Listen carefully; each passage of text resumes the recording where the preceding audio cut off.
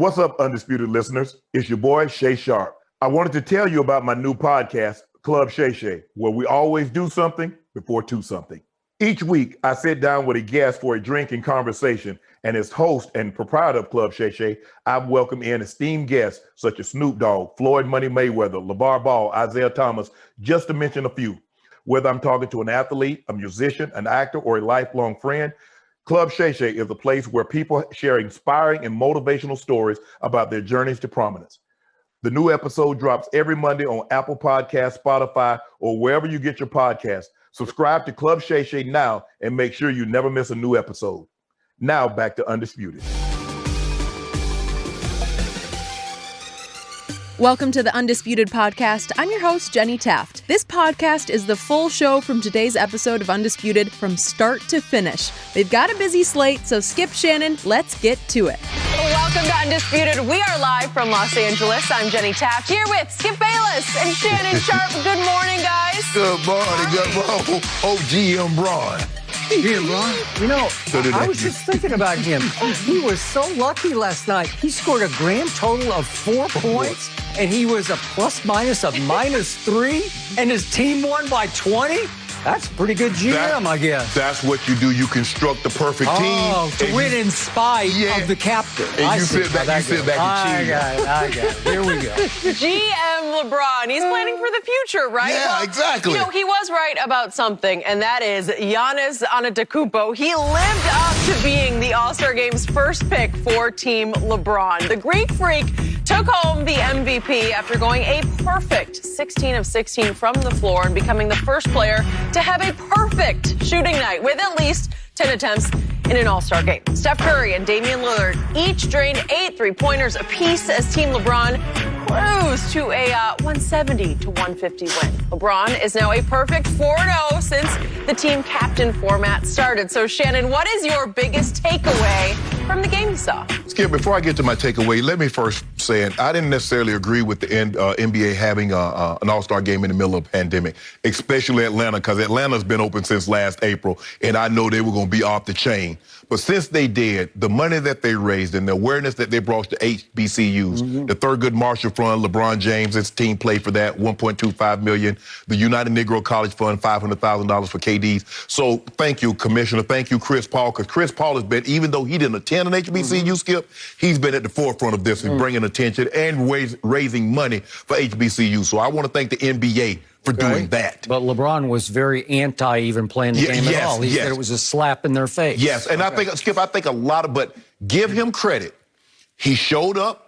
He was the perfect ambassador, and he understood as the face of the NBA, although he might not have liked going and playing, he wanted the rest. He understands as the face of the NBA, Skip, there's a lot of times you have to do things that you don't necessarily agree with or you don't want to do for the betterment of the league. And I think LeBron was the good soldier, so to speak, Skip, in doing that. And they did say that they raised $3 million total for historically black colleges and universities. And I think there are 100, the NBA says there are 101 of those in our country. Great, Skip. So that was great. They were well represented. Now back to the game, Skip.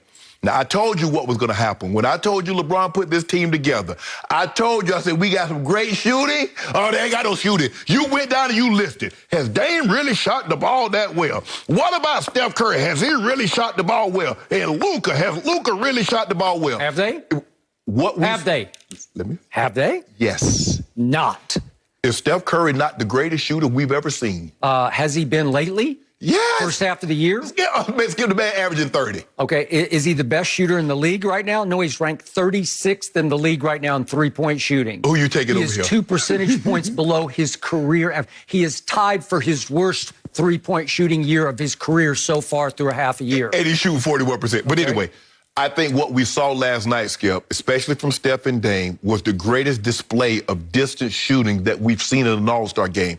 Skip, I mean, they get ridiculous with this. They shooting 40-foot, 45 mid-court threes like free throws. Agreed. I mean, I'm like, come on. I understand, Skip, because it's always been like this, Skip. Guys take wild shots and all kind of things. But, Skip, the way they can shoot the distance three is like they walk to the line and they're shooting free throws. You look at Dame. Dame ended the game with 2 threes, Skip. He shot one from about 33, like it was nothing. And then he pulls up basically one step past half court and ends the ball game. Steph Curry was just ridiculous. So what we saw was the greatest display of distance shooting that we've seen in an All-Star game. And Skip, everybody, I mean, Jaylen Brown was just turning around and got a 4-point play. I mean, Bradley Beal seemingly couldn't miss from 3. I mean, I think they shot 133 threes. Skip, there were 6 total mid-range shots. So basically, what is the All-Star game now, Skip? Dunk, layup, threes. And nobody shoot no mid. Well, by the way, the losing team shot 11 more threes than your team did. The winning team. And they shot 2 mid-range shots, and at least LeBron's team shot 4 mid-range shots. But Skip, it was unbelievable. I can't remember any of it. I can't either, because it seemed like every time somebody got the ball, they were putting up a 3. But it just goes to show you where the game has gone and where it's heading, that no one even wants to attempt a mid-range shot. But the All-Star game has always been about the fans, although there were no fans there, Skip. What we saw last night from Dame and Steph was unbelievable. I mean, I don't think we're getting any argument that the greatest shooter in the history of the game, and he completely changed the game, revolutionized how we see the game, Skip, is Steph Curry. But it's going to be hard for someone to say, I'm going to take somebody over Dame Lillard. I know Reggie Miller was great. I know Ray Allen can shoot the ball. Larry Bird can shoot the ball. Klay Thompson. But Skip, the way this kid can shoot the ball off the dribble. Which kid? Dame Lillard. Dame Lillard. Yeah, we set Steph aside. Steph is already here. But Skip, I'm not so sure I'm taking anybody in front of Dame as far as shooting the ball. The way he can get to, and plus, Skip, because he has handles and can get to the rim on you, so you have to play back. But now, he and Steph, you got to pick these guys up at half court, because they'll take one step across half court and let the ball go. And there's a better than 35% chance it's going to go in. So we've never seen anybody that you had to pick up at half court because you're afraid of him shooting the shot. But LeBron put a great team together, Skip, because he had the right amount of space, because Giannis, if you leave the lane open, what is Giannis going to do? Do what he does in the regular season game. Euro step you and dunk the ball. Of those 16 shots that he made, Skip, well, how many of them was dunks? He made 2 threes. 9. And he had 3 alley-oops that he laid the ball in, and then 3 threes. 2 of them he banked in. He didn't call bank. I understand the bank was open on a Sunday, but he didn't call bank. Accidental makes. He did, Skip. Yep. But the game played out like I thought it would, Skip. I didn't think the game would be really close. I think they put on a great display of shooting, and LeBron is doing this thing, so guess what? I think we're going to retire. Can we retire? LeBron is doing his thing? Yeah, he put the team together. Oh, Did he put the team together? You give Belichick credit, right, for putting the team together. Well, did he correctly not pick Joel Embiid because he knew for a fact Joel Embiid was going to be disqualified from playing in this game? No, but Skip, look, the big man, so to speak, has really been neutralized. Because, Skip, they're not getting a timeout. What? Who was the MVP of this game? Skip, no, I don't look at him as big. We look He's 6 feet 11 inches tall. Skip, we look at Joel Embiid. We look at Yoke. We look at guys like that are big. We look at Anthony Davis. They're stretches. I don't really look at them. I don't really look at them as big. Well, what is Joel Embiid shooting from 3 right now? Right here, right now in the first half of the regular season? He's probably shooting 40%. 42%. Yeah. 42%. He couldn't play last night. Do you realize how different that game would have been if Kevin Durant and Joel Embiid had played? And I told you, I predicted Joel Embiid would have been the MVP of this game, and I believe he would have, because he would have been alley-oop dunking and just sashaying through the lane. And plus, they would have had somebody who had some pride in rim protecting against Giannis. They had nobody because they started young Zion, and he was overwhelmed for a while. The lights were too bright.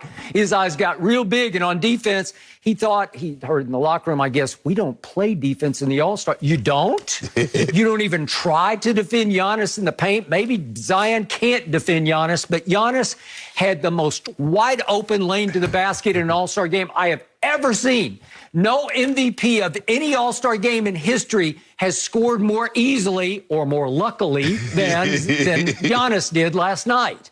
Okay? So if you have Joel Embiid, it tilts the balance of power back toward KD. Is he going to guard Steph and Klay out there past the half-court line? All right, but Do you realize that James Harden hit 7 of 13 threes? Do you realize that Bradley Beal hit 6 of 12 threes? Kyrie? That would have been enough. Kyrie was 2 of 6, so that wasn't good enough. But he got off to a great start, He did.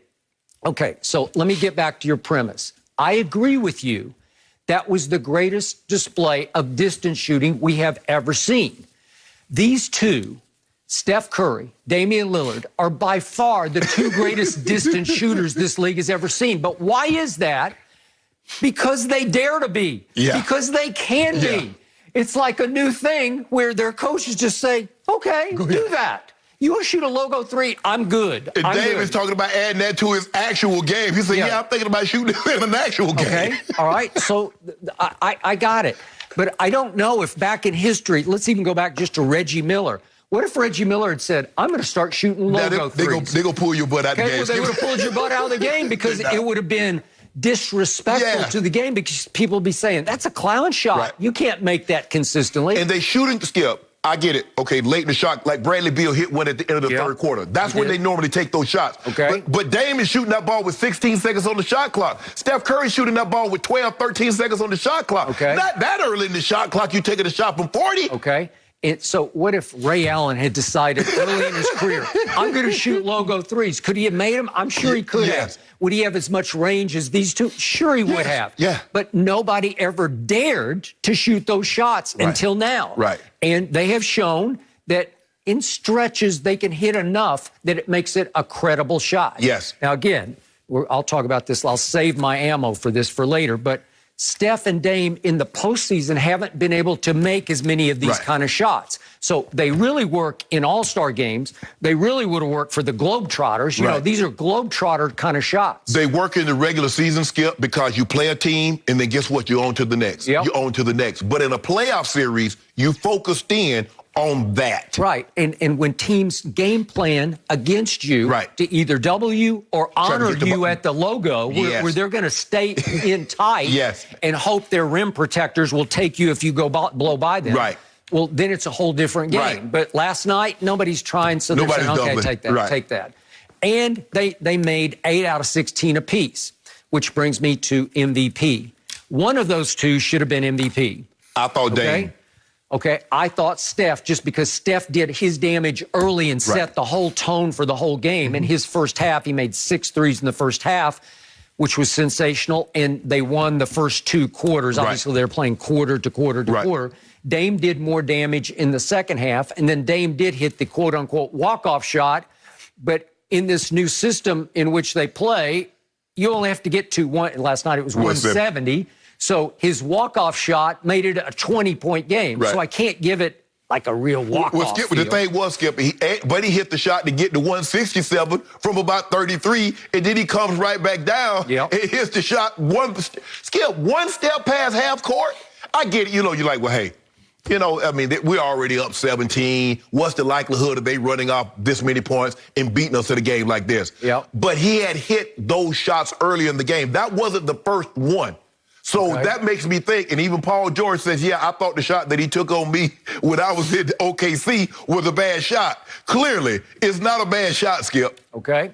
So I reiterate to you, as I did on Friday, that for the first half of the year, Steph ranked 36th in the league in three-point shooting with qualified three-point shooters.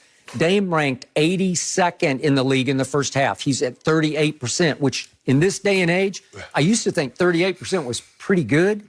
It's pretty ordinary right now. So he ranks 82nd. But the difference is between Steph and Dame, they shoot so many more threes than the guys that are ranked ahead of him. They're getting up about 11 a game. The other guys are probably getting up half of that a game. So their averages are going to be higher. But the volume in which they shoot and the percentage, I'm going to take Dame and Steph over anybody that might be ranked ahead of him as far as percentage-wise. Okay. Now, back to Giannis. He said he wanted the MVP. It's the Kobe Bryant Memorial MVP now. He said, I wanted that in my house. But let's just see, if we could, just so it sinks in for everybody, exactly how he won the MVP. If we could just see all of the shots that he made. Dunk. Dunk. Dunk. Bank. Bank. Pure luck. Dunk. Lob dunk. Dunk. No defense. These are uncontested. I give him that. That's the only shot he made. Yes. A dunk, and a dunk, and a layup, lay-in, and a backward dunk, and just a little lay-in, and another bank is open. And that's it. That's how you win the MVP. Well, that's not much to me. Nah. I don't know how I can defend that being the MVP. Skip, I know it looks great to say 16 of 16. That's what got it, Skip. Nobody had made that many consecutive. They had made that many shots that attempted at least 10. Mm-hmm. So you go 16 for 16. But I thought Dame and Steph, like you said, one of those guys. I went Dame considering what he had done in the second half, Skip, because he caught fire. And especially the fourth quarter, what did he have in the fourth quarter? He had like probably 12, 13 points in the fourth quarter. He did. He got hotter and hotter. Yeah. When I look at it like both Dame and Steph were cold in the third quarter. Right. 1 for 4 and 1 for 5. Right. But Dame did again. They were ahead by 21 when the fourth quarter started. So it's not like he changed the whole game. He finished the game. Closed the game. And Skip, Bradley Beal came down, and Bradley Beal had gotten hot. He was hitting corner three, top of the key three. I was like, okay, let's go back. And so, Skip, you remember a couple of years ago, I think they changed. That's when they changed it. When the score was like 190 to 185, the NBA said, no, we don't want that. We understand. Because normally what happens, Skip, the guys, it's for the fans.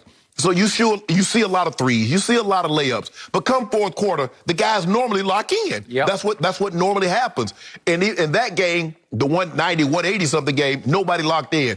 And I think this is when they went to the format. Okay, the top vote getters in each conference, we're gonna let you select squads. Mm-hmm. And LeBron, Skip, I think LeBron does a great job of understanding where the game is headed. The game is what? It's threes. It's dunks and layup. Because everybody was, like I said, six mid-range jump shots for the entirety of a ball game. And 133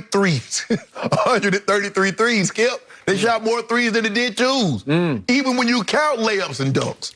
So who were actually the two best picks by GM Braun? If you really boil it all down, beyond Steph and Clay, who effectively were canceled by James Harden, right? And not Kyrie. Dame? Who's the Bradley Beal? Bradley Beal. Yeah, they were making the similar sort of rate of threes, right? Yes. So those are canceled out. But in the end, if you look at this, you say, wait a second, what about Pandemic P? Oh, yeah. That was like a controversial pick by LeBron. He made 5 of 7. Yes. And Jaylen Brown made 5 of 7. Yeah. Well, those are the two difference makers, right? Those put you over the top. Right. Because meanwhile, back at the ranch, you look at all the other ones you got on the other side, KD's team. Look at Jason Tatum went 3 of 9, and Donovan Mitchell went 3 of 9. Mike Conley 1 of 5, and Vucevic went 1 of 5. And so that's what, if you look at just James and Bradley Beal, they're 13 of 25. That works. The rest of them were 14 of 47. That will not work. I'm surprised that Mike Conley, given the way he shot the ball in the three-point contest, Skip, I'm surprised he didn't shoot it better in the actual game. Maybe he just wore himself out. He's small, and you got to really use your legs in the three-point shootout, right? The ball looked good when it was leaving his hand, and he got good rotation. Like I said, he got good spin on the ball, and I was like, man, and he just flat missed it. Yep. So we'll talk more about this later, but just in a nutshell, your man LeBron ends up not playing 1 minute of the second half. I'm not surprised. And I'm sitting back thinking, is he pouting? Because he said it was a slap in the face to even make him play. Remember what he said? Yes. I'll be here physically, but not mentally. Right. So he had missed 2 little bunny layups, but he also had 2 really nice slams. Yeah. They were impressive. Yes. Made me wonder why he never did a dunk contest, but that's a whole other issue. And he was 0 for 3 from 3. Right. Well, did he just say, I'm not needed, I want to save myself for the Lakers in the second half? Well, Skip, I think after 17 straight All-Star games starts, if you combine the rest of the starters, they equal 17. So if you put Giannis, you put Steph, you put Luka, you put Jokic, they have as many All-Star appearances as LeBron has starts. So you would understand that in year 18, 36 years of age, if he doesn't play, because LeBron normally plays, Skip, 23, 24 minutes. Okay, he played less than 13. Only Mike Conley played fewer minutes than LeBron by a tick. So I'm not upset. I don't think anybody's upset that LeBron, because normally, probably, Skip, had the game been closer, But once he didn't come back in the second half, I don't care how close the game got. He wasn't coming back in. It was over. So after he missed the third quarter? After he didn't start the third, because Skip, normally everybody's restart. Okay, the first, you got your starter to start the game. Yep. And then in the second half, they started again. Once he didn't start the second half, I was like, oh, bro, I'm done. Bro, ain't coming back in the game. I thought he did it on principle. Like, I told you this was wrong, so I'll give you a half, and I'll do the best I can. Yeah. And in the second half, I'll let the others take Yeah. it. And if it works, it works, and it worked. But, Skip, I don't even think the thing that they missed it because Dame and Steph was putting on such a show from shooting the ball. Bradley Beal and James Harden, nobody even missed LeBron not being in the game. But he was cheering. Yeah, he was. So, bottom line takeaway for me from the weekend, I love All-Star Weekend, and I did miss Friday night, and I did miss All-Star Saturday night. I missed the sort of rookie-sophomore game. Right, yeah. And I really missed the three big events on Saturday night. I know it's a favorite for me and Ernestine. We like to sit and just take it all in, and they compressed it into one night. The players, I saw Luka was quoted after the game, it was great for us because we got in and got out. We could come in on Saturday night and leave. Probably a lot of them left last night. Oh, yeah, absolutely.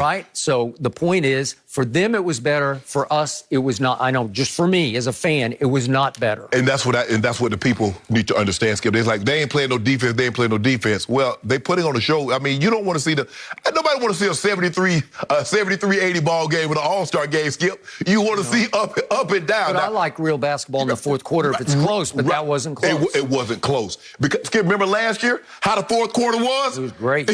Because, okay, they need 3 points. We need 2 points. Yep. And everybody dug in. AD ended up hitting a free throw to win the ball. Yes. And you see everybody rise. Okay, LeBron got the ball, and I don't know the photographer. He took a picture, and you can see everybody rise in the background. That's what the NBA wants. That's what the players want. But the game never got that close, so you weren't going to get that kind of epic ending like you got last year. And finally, Steph said late last night that what he missed the most was having celebrities at courtside. Yes. Because when he made a logo three, he liked to look to... Shake hands. He's slapping hands. Going to whoever it is, right? Kevin Hart, Chris, all those guys are, front and center, skipping and carrying on. Especially, they're normally there at the dunk contest, the three-point competition.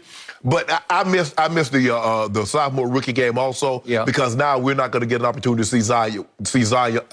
He competed, yes, the first year because he missed a lot of dunks. Skip, you remember in the rookie game, he did. He missed a lot of dunks, and I think the anxiety of being there. Well, he also missed the dunk contest last night. I don't think he's gonna do a dunk contest. I really don't. But Anthony Edwards. Or Ja Morant, if they get in the dunk contest, Skip, okay. Because Anthony Edwards can get up. That'd be good if he got his last night, Skip. No mercy.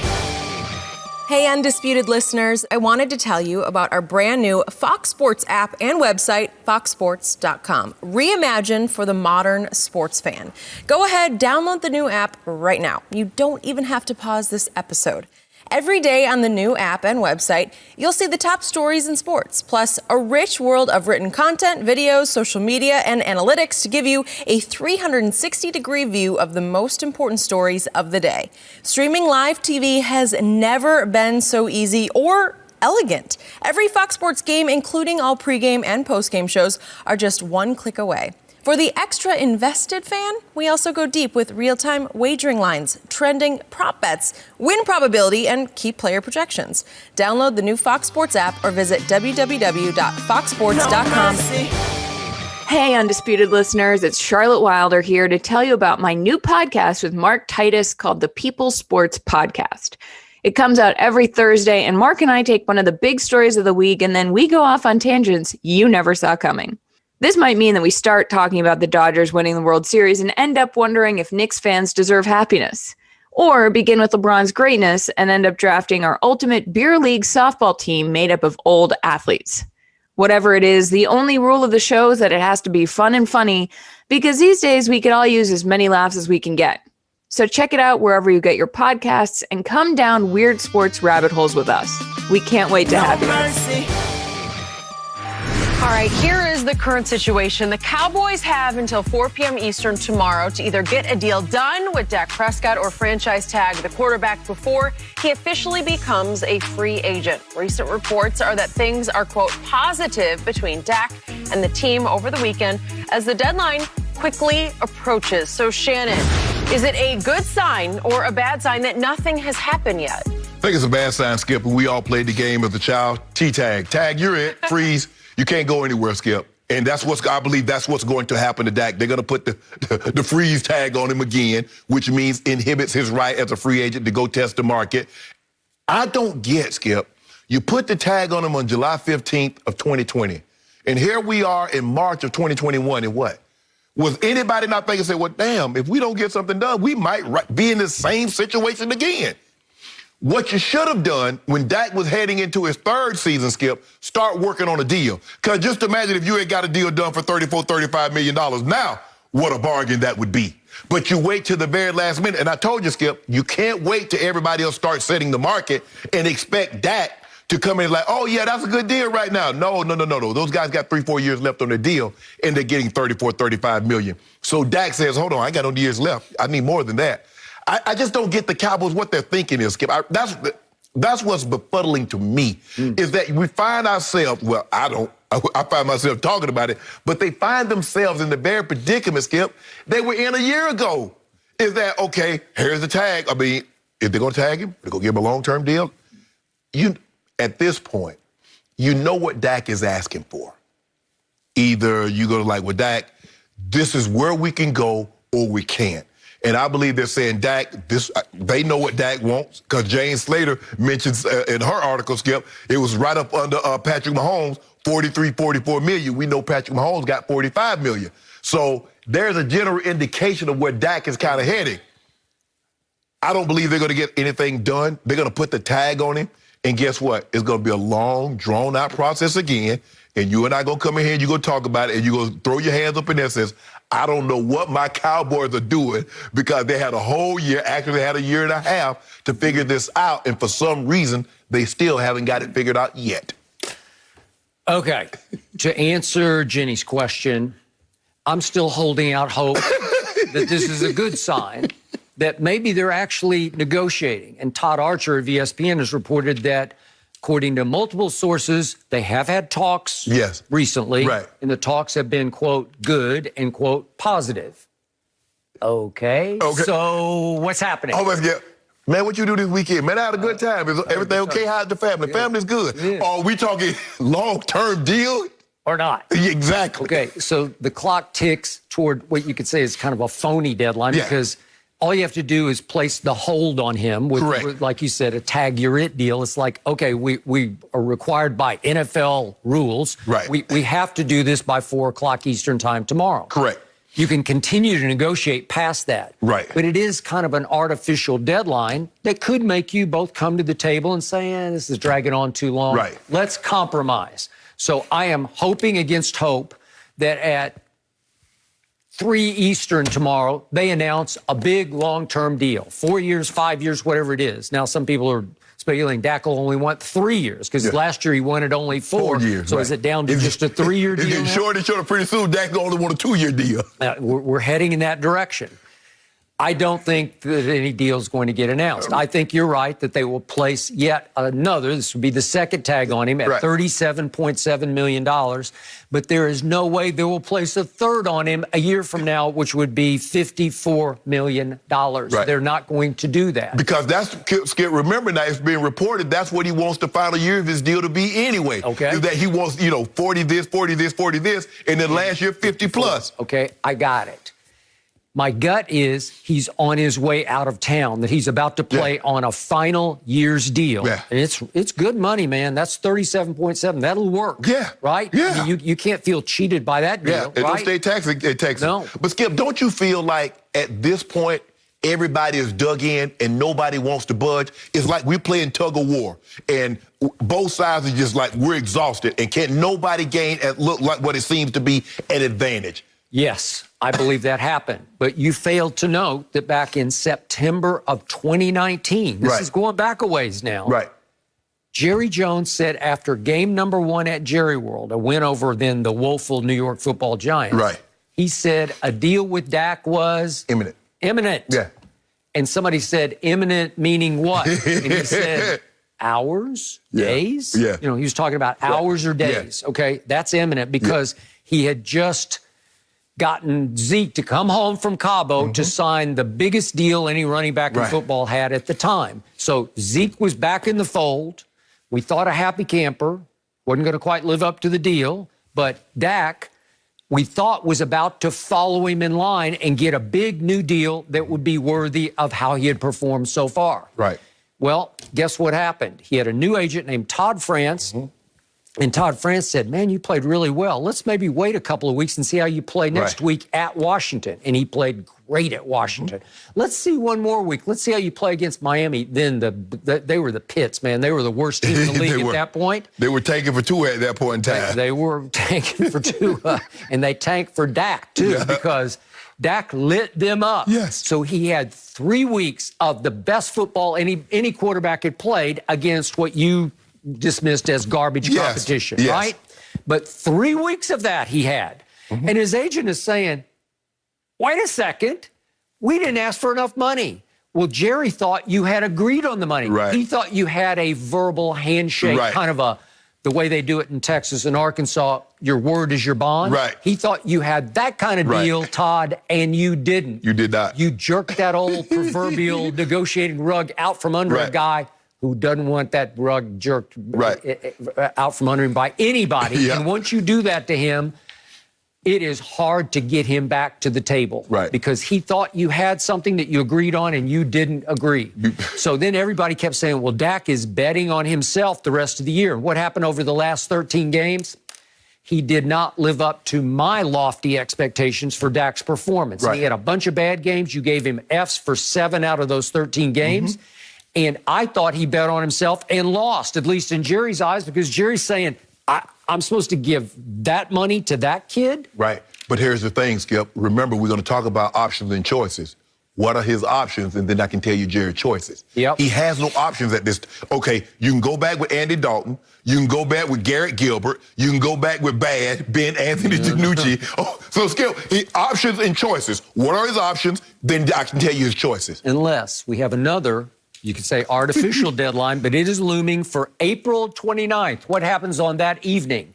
The National Football League draft. Okay? So is it possible that Dallas, sitting with the 10th overall pick, says, you know what? We're doomed. We'll never get to any kind of compromise with Dak and his agent. They just want more money than we're willing to pay. Is it possible they either trade up, or is it possible they sit at 10 and one of those top 4 quarterbacks, you never know, might fall to you at 10? And I don't know which one they would fall in love with. Would Trey Lance fall to 10th? I have no idea. I mean, listen at Mel Kiper. The quarterbacks might go 1, 2, 3, 4, 5. They could. They well could. Is there another one out there laying in the weeds, another Dak Prescott that they have targeted and identified and said, that's our quarterback? I don't know. But it's possible they would say, we're going to draft a quarterback and we will have 1 year to allow him to learn under Dak, and then we're just going to have to let Dak go. Skip, I would hope they wouldn't do that to Dak, because you've done that to him already, because you don't believe he's worth it. The only way you can get the true value of something is just, Skip, like an auction. Well, I don't think that thing is worth that. I mean, when they bring these Tom Brady just had a car go for $1.4 million. Now, I'm sure somebody, man, that car ain't worth that. He said, you know what I'm going to do? I'm going to take it to auction. I'm going to take it to Sotheby's. I'm going to take it to Christie's, and I'm going to let people bid on it. And then whatever the market bears, that's what it's worth. Well, $1.4 million later, or the Luka Doncic. Skip, did you think anybody think Luka Doncic's car was going to get $4.6 million? I'm lost on that one. Well, people start bidding, and the next thing you know, and that's how free agency works, Skip. You're like, man, Dak ain't worth no $41 million. But then all of a sudden, somebody's like, hold on. We don't have a quarterback. We hadn't had a quarterback in a very long time. Dak, what is it going to take to get you to sign with us? If they just said this is going to take you 4 years, $180 million, and I'm going to need $90 million at the time of signing. Well, Dak got that. Like JJ, Skip, people are still talking about it. How the hell did he get $14 million when he's played 38 of a possible 80 games over the last 5 years? How the hell did he get that kind of money? Well, he hit the market, and somebody bid for it. I don't know who they were bidding against, but Arizona bidded for it. It happens. Exactly. So that's what Dak is wanting. It's easy to say it's not worth that when you don't have nothing else to value it against. Yep. It's like once upon a time. Remember, Alex Rodriguez went to the Texas Rangers for $252 million? Yes. It was like light years beyond anything. They have $100 million more than anybody else ever got. Ever. And I did a lot of homework on that, and I know a lot of people who did a lot of homework. They were just betting against themselves. Yes. What are you doing? Right. Well, all it takes is one. Right. And if you want it for marquee value, we want to sign A-Rod, and because we haven't had anything quite like A-Rod in Dallas-Fort Worth, okay. Right. And the same thing a couple of years later when it was the Yankees. They gave a raise of $275. Man, what nobody... They had just saw what the Rangers did. 3 years, okay, you finished in last place. So I just think the thing with Dak is, Skip, it just appears to me from the outside looking in. Everybody has a number in mind. Jerry has a number in mind in which he wants to pay for something. Dak has a number in mind which he's willing to accept for something. And they haven't met. That's the problem. It doesn't seem like they're close. Nope. This, to me, as a lifelong Dallas Cowboy fan, has become the most troubling story in my Cowboy watching life. Because, as you remember, I was the biggest Dak fan in the world. And I'm losing my zeal for this day after day because it feels doomed to me. It feels like he and his agent do want more than they're worth. And it feels like Jerry feels jilted and slighted, and it's bad blood. And it feels like it's going to be a lose-lose here, which will mean that Shannon wins, right? Yeah, well, Skip, Dak had his John Q moment. He had a change of heart. Skip, we've all had things like, you know what? Somebody's like, I think I might have let this go too cheap. And then the person come back and come to pick it up. You're like, you know what? I was thinking, could you do an extra 10? Could you do an extra 20? Skip, we've all been like, because he was too quick. He said, yeah, real quick. I threw a number out. That's why you don't throw numbers out there, Skip. What you want for that? Well, you selling it. Tell me what you want for it. I might be giving you $30, $40 more than what you asking for it. Skip, when I was in Baltimore, I was selling my house. I was going with a free agent. I was selling my house, and the lady that Kevin Burns' wife was my real estate agent, and Kevin Burns was the PR. He was the president of PR at Baltimore. And I was like, well, what do you think? She's like, well, Shannon, let's list it at, I played a little over 300. She says, Shannon, let's list it at like 380. I'm like, 380 too? She's like, yeah. Skip, every bid I got was more than what I was asking for. So I was like, I kind of like this, Skip. I was like, well, you know, hey, let's go to like 415. I ended up selling like a little less than 400, but it just goes to show somebody wanted to buy it, but it was on the market. Dak says, well, let me get to the market, Jerry, and you can see what I'm worth. Either I'm worth this or I'm not. I'll come back to you. Jerry, you might come back and get Dak for $32 million. So you didn't get your 40, now you got to play for me for 32. But you got to let him see that. By the way, your 400 right now here in L.A. wouldn't get you a utility shed. No. It would not, Skip. Right? I'd be sleeping in my car. You would be. 400. Then I got ridiculous, Skip. I was on the golf course. I was backed up on like the 13th hole. So that house now probably, Skip, $1.5 million. Location. Yeah, maybe you should have held on to it, Shannon. It would be worth probably over $1 billion at this point. Anyway, okay, well, they have until 4 p.m. Eastern tomorrow. We've been talking about it for months. We will be following this very closely and, of course, keep you updated. But I want to get back to the dunk contest that we saw last night as well. Anfernee Simons, well, he took home the dunk contest hardware last night after edging out Obi Toppin in the finals after Cassius Stanley was eliminated from the first round. Simons nearly kissed the rim on his final dunk that won him the competition. So I enjoyed this. I had fun watching. Shannon, did Simons deserve it, in your opinion? I think he did, Skip. Obviously, there were no big names. Cassius Stanley's on a two-way contract. He's only played probably like 9-10 minutes in the NBA this year. Obi Toppin, I don't even know if he really starts. This kid here, Skip. Obi Toppin does not start. I did not know he had springs like this. He normally plays defense. He shoots the three. So when it's like, I'm like, the dude got 2 dunks. And remember, I brought like, hold on. How the hell somebody got 2 dunks getting the dunk contest? And I'm like, whoa, okay. He got springs, Skip. And he should have won the contest. Now, Obi Toppin's dunk, the first round dunk where he went between the legs, he caught it and dunked it. Skip, it probably would have blew up the internet. But just 4 days earlier, we saw Zach LaVine do that exact same dunk in the warm-up line with a sweat jacket on. So it kind of lost some of the buzz because we had just saw it and everybody was talking about it. And Zach LaVine made it go viral. I'm not saying it was an easy dunk, but something that we had already seen before. This kid here, when he went up and he, kissed the rim, and everybody like, man, he should have kissed the rim. So y'all want that man to knock out all his dentures for a trophy and $100,000. It was good enough. It was good enough for me, Skip. He won. He didn't take a whole lot of it wasn't like no 4 misses. I don't even think he missed any dunks. Obi Toppin missed a couple of them. And the dunk where he dunked over Julius Randle and his dad, you can't get leverage off Julius Randle's shoulder. Cannot. And Cassius, I thought Cassius should have got better on his first dunk, Skip, because that's not an easy dunk. Yep. And it just looks better dunking when you're a smaller man. Mm-hmm. You look at him, you're like, dude, look like he jumped off a trampoline. Yep. Cassius Stanley looks like he just pogo sticked up there. Obi Toppin is so tall, he kind of looked like Giannis dunking. And he's stout. Yeah. And I'm like, right, I agree. 6'9", I mean, it was kind of like when Sean Kemp was in the dunk contest. They were nasty dunks, but Sean, by the time you just hold your hands up, you're already at the rim. But I do think he should have won. The best players, what do they do now, Skip? They shoot the ball. The best players were in the three-point competition. Yep. They're not dunkers anymore.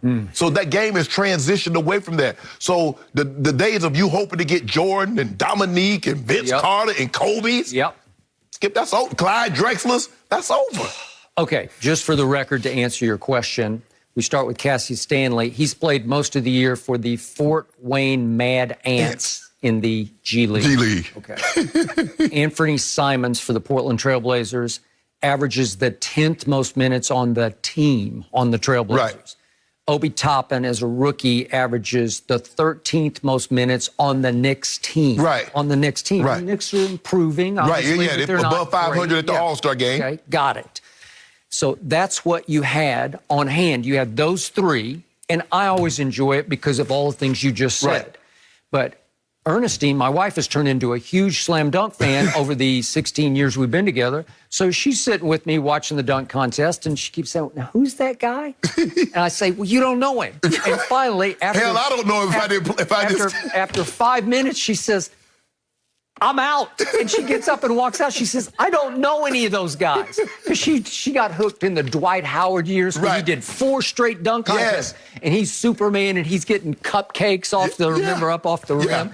You know, it was fun for her because she could really see it, feel it, and get into the personality. And he had a recognizable name. He did. He's Dwight Howard. Yes, Clyde Drexler. Yeah. Dominique did 5 of them. Jordan entered 3. Yes, Kobe. So all these names, you're like, okay. They go by one name. You call the guy. You call this guy Obi Toppin. Okay. Cassius Stanley. Okay, Cassius, one name. Yeah. I thought his first dunk was the best dunk I saw all night. This was sensational. Oh, you thought it was better than the kiss the rim? Yeah, there's the kiss the rim dunk. I did, just on sheer athletic spring. I thought that it was the best dunk I saw. Here it is, the first dunk of the night. He lobs it to himself, goes up. He did this, I saw it on YouTube the other day, and he just recreated the same dunk. Right. It's spectacular to me. But we've seen something like that before. I thought he deserved better than a 44. I did too. Because Obi goes second and gets a 48. Yeah. Well, once upon a time, quick story, the first dunk contest I ever judged was in Dallas. It was many moons ago. But there was somebody named Sean Kemp in the line. He was playing in junior college somewhere in Texas, and I didn't know who he was. He went first. And so I'm thinking, well, I got to kind of gear down here because I got to give us some place to go. Right. So he he goes up and does some flying windmill dunk. It was spectacular. It was actually the best dunk of the whole day. Right. It was an afternoon game at was old Reunion Arena. And I gave it an 8, and I got booed all day long because how could you give that I was trying to give myself room to grow. Right? Okay, well, that's what they did last night. But I thought that Anfernee won the contest mostly on creativity. Yes, the T-Mac dunk. Okay. Yeah, the T-Mac, but that was the middle one. But the first one was he had thought hard about putting a little miniature rim up. If we could see his 3 dunks in a row. He put the little miniature rim to put the ball. That's 11 feet. Yeah, 2 feet above the rim. Okay. Look at this. That's skying, man. Yes. How tall is he? What, 6'2"? 3. 6'3". Okay, that is leaping ability. It doesn't. In fact, he made it look almost too easy. But Right. But the point is, it was creative. Right. I've not seen that. And Right. then he did the T-Mac dunk. There it is again. Then he does T-Mac. He wears T-Mac jersey. It was his favorite player. Right. This is a la 2000. He recreates the T-Mac dunk. It's good. Yeah. It's good. It's very good. Okay. And it's an homage to T-Mac. Loved it. And then, of course, we get to the kiss the rim Right. dunk. Well, would I have loved to see him actually just barely touch the rim with his lips? Sure. It's hard, man. Yeah. It's hard. That's one You more can't, T-Mac. Skip, in a situation like this, you can't barely touch it. Either you're going to do what he did, Or you're going gonna to knock out your grill. I got it. You're going to bloody your lips for sure. You're probably going to need stitches.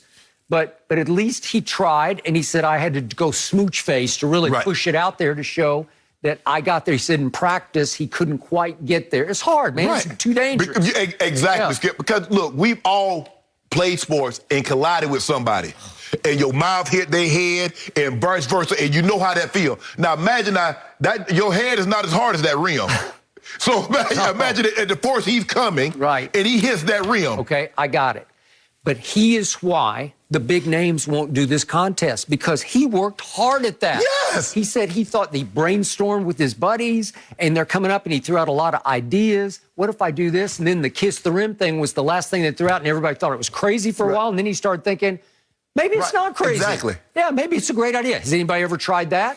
Okay. How many times can you come up with something nobody else has done? Exactly. Well, he won it because he tried so hard, and he had to rehearse like crazy. Right. Well, do you have to rehearse for the three-point shootout? No. Or you rehearse every day in practice? I mean, it's what you do for a living. Because Jason Tatum has said that he and Jaylen Brown, they, have shooting competitions. They would. I'm sure Steph and Clay, they had shooting Absolutely. competitions. And all these guys now, Skip, if you look at it in warm-ups, what is everybody shooting before the game, Skip? Threes. Okay. That's their warm-up. That's their rehearsal for the three-point competition. Okay, so this is why, starting with LeBron James, they're like, I don't want to do it. It takes two. Yes. I'm trying to play games, man. I'm trying to win championships. I don't want to have to commit 2 or 3 days of preparation, Right. mental, physical. I don't want to have to rehearse Right. dunks, because it's not like the great old days. Jordan would just go out there and say, whatever happens, happens. And that's how Vince was. Vince says, I just made it up once I got up in the air. Yeah. I wasn't no practice. I'm just like, okay, I'm up here. Okay, let me windmill.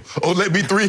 as I'm going, let me do this. That won't work anymore. No. You look ordinary when you do that. After Zach LaVine and Aaron Gordon has taken it to the heights in which they took it, you got to practice, Skip. That is as simple as that. And the fact of the matter is, you're not going to get the big names, because the big names aren't dunkers anymore. They're three-point marksmen.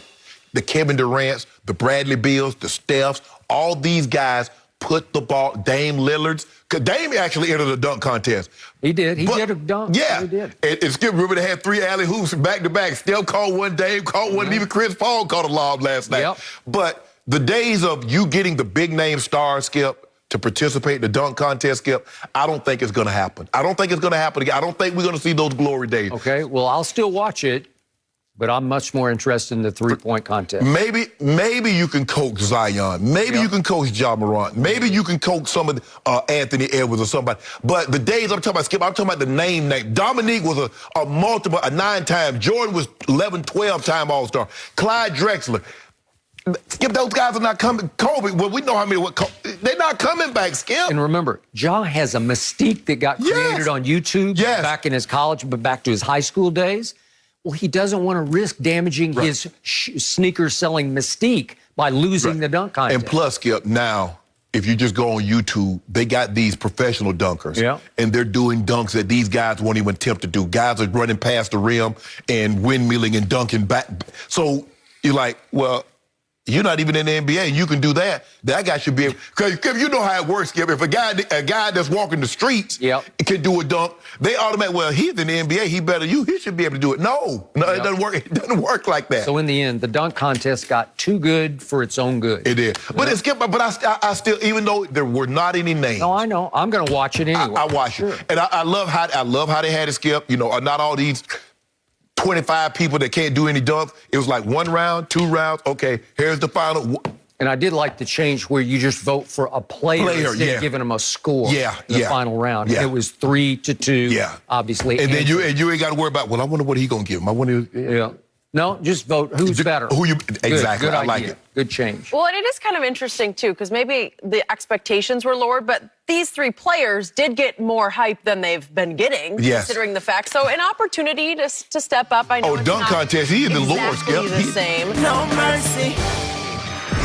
Steph Curry walked away with his second three-point contest win last night in Atlanta. After a slow start in the final round, Steph heated up and had to hit the final Moneyball shot to avoid a loss and win it over Mike Conley 28-27. So, Shannon, how impressive was Steph here? Well, Skip, I've always, since we've come to know Steph as Steph, I've always thought he was the greatest shooter that I'd ever seen. Now, maybe there were people before I was born in '68 that could shoot the ball better, but since I've been watching basketball going back to the late 70s, coming forward, I've never seen anybody shoot the ball like he can.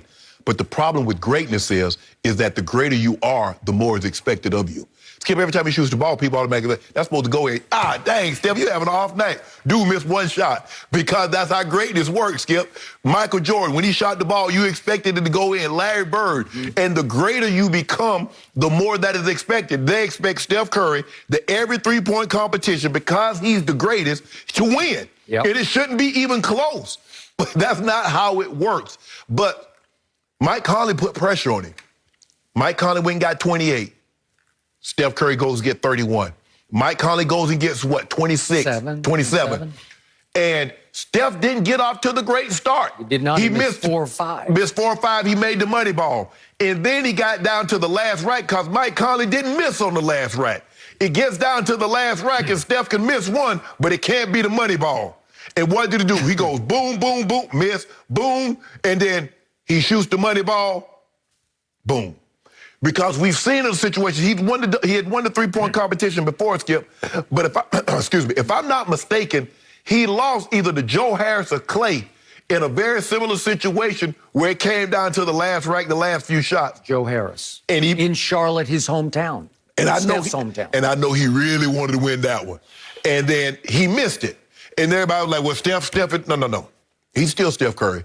And like I said, Skip, it's kind of like when Brady, when you did Aaron Rodgers, you expect him to make every throw. Every throw is supposed to hit the guy between the numbers. Yep. Man, God dang, Brady, that dude wide open. Come on, Rodgers. That's how greatness works. The greater you are, the more is expected, the less mistakes that individuals expect from you. But I thought Steph was unbelievable. He handled the moment. He handled the pressure because, Skip, the pressure was there. Like I said, when he got through, when Mike Conley got 28, like, okay, Mike Conley ain't going away. Nope. And then he put that pressure on him with 27. Yep. I mean, think about that. The final round, you got to get 28 tomorrow, or Steph failed again, and he went and got it. Showed you a lot yesterday, Skip. He showed you a lot. He showed me a lot under the circumstance of a three-point contest, obviously on national TV, with a whole lot of people on the edge of their seats. Will he or won't he? He did. Yes. He closed that deal. He did. Because I thought he came apart against Joe Harris. By the way, Joe Harris is leading this league as we speak in three-point shooting at 51%. So he is legit, man. Yes. And it would be interesting to have seen what would have happened if he had done this contest. I'm surprised maybe he didn't want to come. I'm surprised they didn't invite him. I don't know. He was, yeah. Because, Dame says, no, I want to rest. He wasn't defending champ because Buddy Hield. Right. So he was 2 back. Right. But no Buddy Hield either. I don't know what they do. Maybe they didn't want to come. Or Seth. Yeah, or Seth Curry is a good one. Okay, so as impressed as I was, last night still came across to me as a sideshow of him showcasing a skill that he has that no one's ever had in the history of this game. No. But it's the perfect sideshow showcase for this because it's for all to see, and it's a competition that doesn't really mean anything. It doesn't count for anything, but everybody knows, he's won the three-point contest twice now. Right. And he did it in heroic fashion because he clutch-shotted that last ball. That was Larry Bird-esque. That was the one he won in Dallas where he held up his finger. Correct. Right? That's where he went in the locker room before the competition, and I will not ever say what he said to those 4 other guys, but he said something like, which one of you is going to finish second? Yes. And effectively, that's what Steph was doing last night, even though he didn't say that. His body language said that to them all night long. What's so amazing about him, Skip, we've never seen a guy most guys that revolutionize the game, they're really big. He revolutionized the game. I mean, that would be like Tom Brady revolutionized the game at 5'10".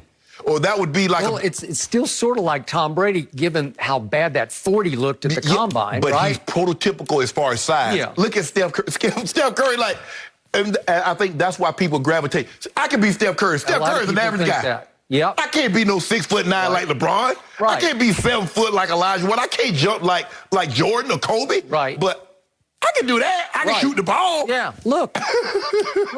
Yeah. And he looks smaller than 6'3" when he plays. Right. Because everybody else is so big. Right. Okay. So the point is, so far, as I keep pointing out to you, in the regular season through the first half, he's not been great. He's 2 points below his shooting percentage, which is 43 for his career. He's 41%. He's had twice 2 of 10 performances in the first half this year, a 1 of 10, a 1 of 11, and he finished the first half at Portland. He was 5 of 14. Not bad, not great. Right.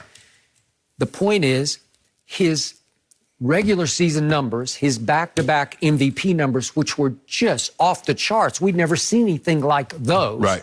He has never been able to live up to in the postseason, and it's not even close. Every number across the board in the postseason is down, down, down. Mm-hmm. And I'm never going to let anybody forget, it was because of Steph Curry that LeBron won one more championship. He would have 3 if not for Steph Curry. Were they not up 3 games to 1? Well, if it wasn't for Steph Curry, he had about 6, 7. Well, because Steph got 3 off him. Yeah, but it wasn't Steph's doing. It was KD's doing. Well, he was there. Okay, and it was Iggy was the MVP of the first one, and then KD was the MVP of the next one. Iggy should have won that MVP, Skip. Okay, I don't know that. He took the whole series. That switch in the starting lineup, starting in that pivotal, fateful Game 4 in the King's Palace in Cleveland. I mean, Iggy took the game over. You should not win the MVP because you stop a guy from getting – a guy averaged 36, 13, and 9. Okay, but Iggy scored 22 that night. He outplayed LeBron in the key game, the turnaround game. Remember, LeBron was up 2 games to 1. But Steph still averaged more points. And if you look at Steph's finals average, there are not a whole lot of guys that have more final points per game. But look what he did in games 5 through 7 of 2016. He had a bad stretch. 3 games to 1. Well, it's not just 1 game or 1 quarter. He had a bad stretch. 3 games. Yeah. He shot 37% from the field in those 3 games. That is horrible. LeBron's a career 50% field goal shooter. He shot 36% overall from 3. But look what starts happening. In the 3 fourth quarters, they're all games that you got a shot in.